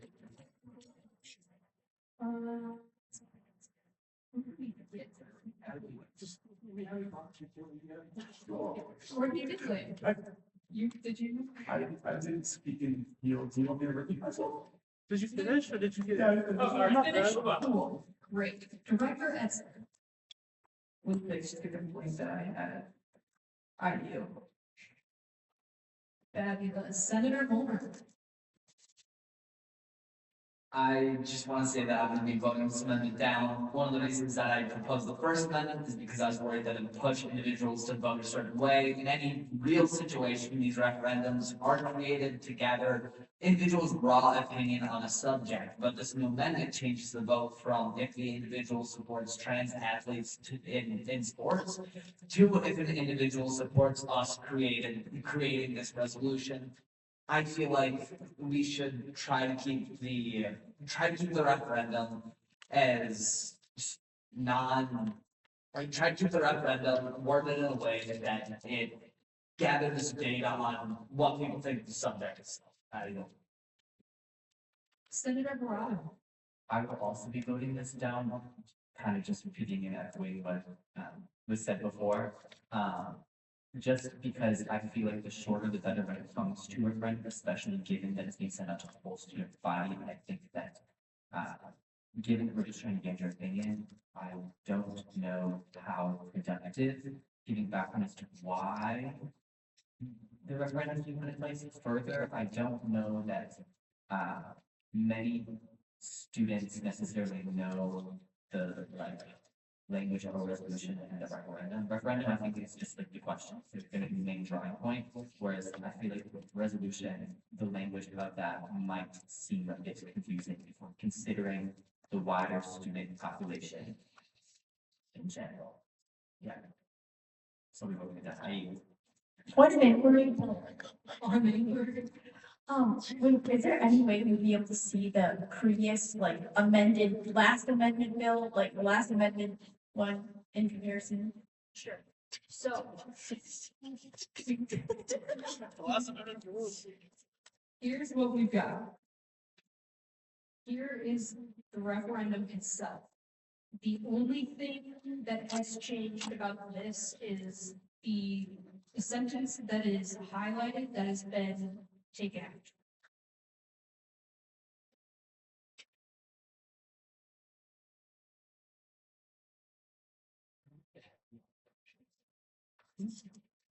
In the meantime, Senator Heffer.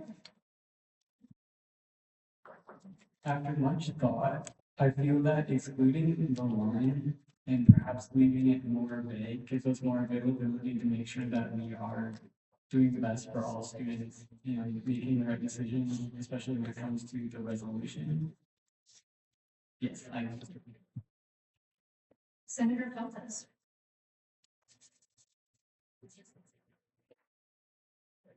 After looking at what else is stated above that line, I will be voting this, amendment down, because I believe that by stating that, like, what Bill 116, like, what there will be debating about, like, right there, and then just stating that there will be, like, a referendum, I feel like that's enough. I don't think we need any more. And I yield. Is there anyone else for the speakers list on just the amendment?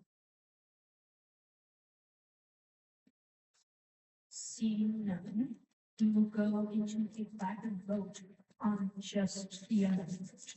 The amendment being that The highlighted portion that is already gone would be replaced with this sentence here. All those in favor, please raise your hand. On inquiry. On inquiry. So what you're saying is this amendment would put this sentence into it. If we didn't amend it, then we would just have that sentence originally that's highlighted gone. Yes, yeah, the highlighted sentence is already gone, but this sentence would be put in where it is. Essentially. Very confusing. We got that. Very confusing. Yes. All right. All those in favor, please raise your placards. All those opposed?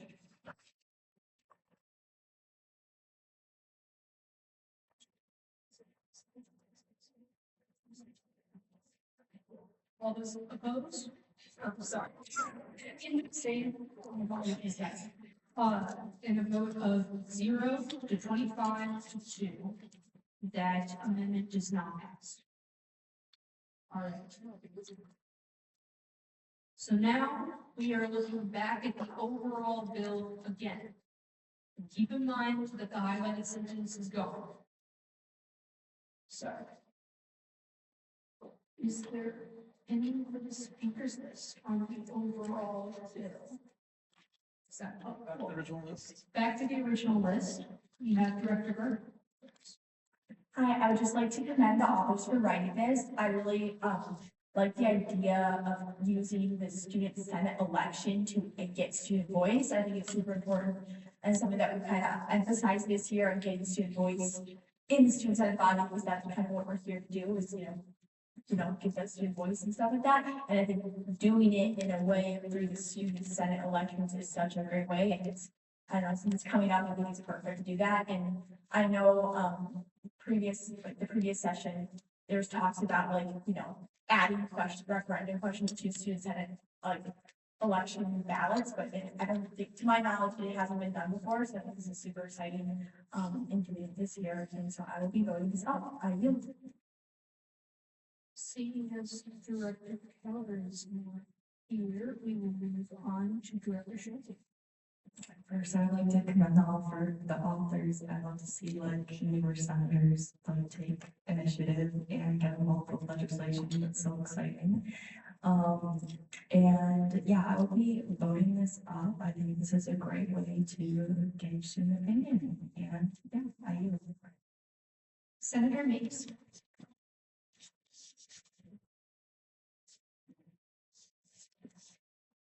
Sorry, oh my goodness. I will be voting this up because one, it's a really important topic for us to talk about and get input in from the campus, but we've also been having talks about incorporating the students into bigger than just UW Eau Claire, and this is a really good way to help students take active thought into politics as a whole in Wisconsin. And I will be voting this up because we are also a LGBTQ friendly campus, so we are going to be talking about stuff like this. Thank you.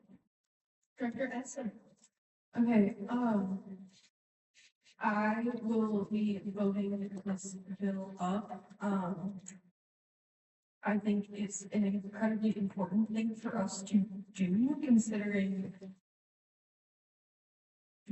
that we passed a resolution almost 2 years ago, and I don't know if anybody has read through the actual legislation from the state legislator, the assembly bill from 2 years ago, and the current Senate bill that this is in reference to. The language is, I have them in front of me, I've highlighted the difference, it is 99% the same. They take out there's 3 changes. They don't talk about murals or there isn't a co-ed category, and they don't talk about, I want to say it is with male students, from using workers designated for females, and that is literally the only difference between the two. So I think it's really important that we continue working on this, because it is something that I think is very important to our student body. I won't rehash why, but yeah, I'm just very happy to see what senators have run and have done with this when I approached them. I don't remember when I approached like a month ago. Yeah, very, very happy to see what you have done with this, and I'm happy to see how it's come to fruition, and I'm sure, former IGA director maybe would also be very proud, so. That's all on you. Director Higgins. I'm sorry in advance, but I moved to amend. The second, paragraph, of the middle sentence, Wisconsin Senate Bill 116 bans audio. That bill, one, has not passed, so therefore it's not actually banning anything as it stands now. So I move to modify that to be Wisconsin Senate Bill 116 aims to ban trans women from, et cetera, et cetera. Seeing that as editorial and stands as a group lecture. All right, Senator Harada. Given that I wrote this bill, I also will be voting it up. I think that it, like, especially given the kind of trajectory that we're hoping to achieve with this by gathering student opinion, we'll be hopefully moving to pass a resolution and then doing something with that resolution, possibly sending it to the people, possibly thinking about it as we did in the past. I also think it's important to note that the Wisconsin Senate bill makes no reference or distinction between sex or gender too, and they also don't include anything about intersex or non-binary people as well. Just something to think about. I think that also just emphasizes the importance of getting referendum together and passing that. Is there anyone else for the speakers list? Anyone for the speakers list? Seeing none. We will go ahead and do a elaborate vote on 69-B-11. All those in favor, please raise your placards.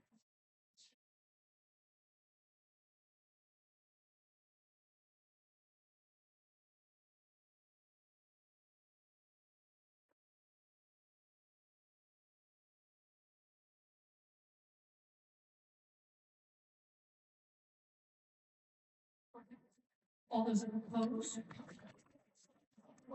And abstain? And a vote of 25 to 0 to 2, that bill passes.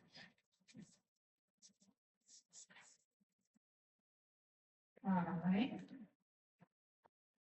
We have exhausted new business, but I'm going to go ahead and amend the agenda to include personnel with the resignation of academic affairs director, Sienna Emerson. So, officially resigned, Sienna Emerson. Moving along into announcements. Are there any announcements this evening? Any announcements? Sorry, I just thought of a party pro thing that I just noticed. For amendments, you don't have to raise your platforms. Like, you just blurt those out. I mean, at an appropriate time, but you don't have to like raise your placard and wait for mine. Like, those can happen. I know it was a little bit confusing because then we had an amendment within an amendment. So I'm not talking about that specific one, but it happened later on. Like, you can just blurt that out after someone speaks their turn. I am. Are there any questions for that announcement? Any questions? Seeing none, are there any other announcements? Vice President Rideout. Hey folks, quick one, fun one. Just a heads up, I'm gonna try to do something fun next week after Senate. That's probably be another decently long meeting, but if you're free afterwards, we'll be making pancakes. I promise we'll get this up this week, so we'll make pancakes up to Senate next week. So if you wanna just hang out, you wanna study, or just kind of chill in the office for a bit, that'll be happening after Senate next Monday. I yield. Are there any questions for that announcement? Any questions? Seeing none, are there any other announcements this evening? Without objection to the chair, I do have one. I wanted to mention that petitions come out next week, next Monday, and will be open through next Friday. So if you plan to run again, either as a senator or a president, vice president duo, keep that in mind. The other thing that comes along with that is once petitions come out, so will the official, election rules. So all of the things that come with campaigning and whatnot will be outlined as well. And you can pick those up when you get your petitions. With that, I close. Are there any questions for them to ask? Any questions? Seeing none, are there any other announcements this evening? Any other announcements? With that, I will go ahead and adjourn this meeting at 8:14 PM.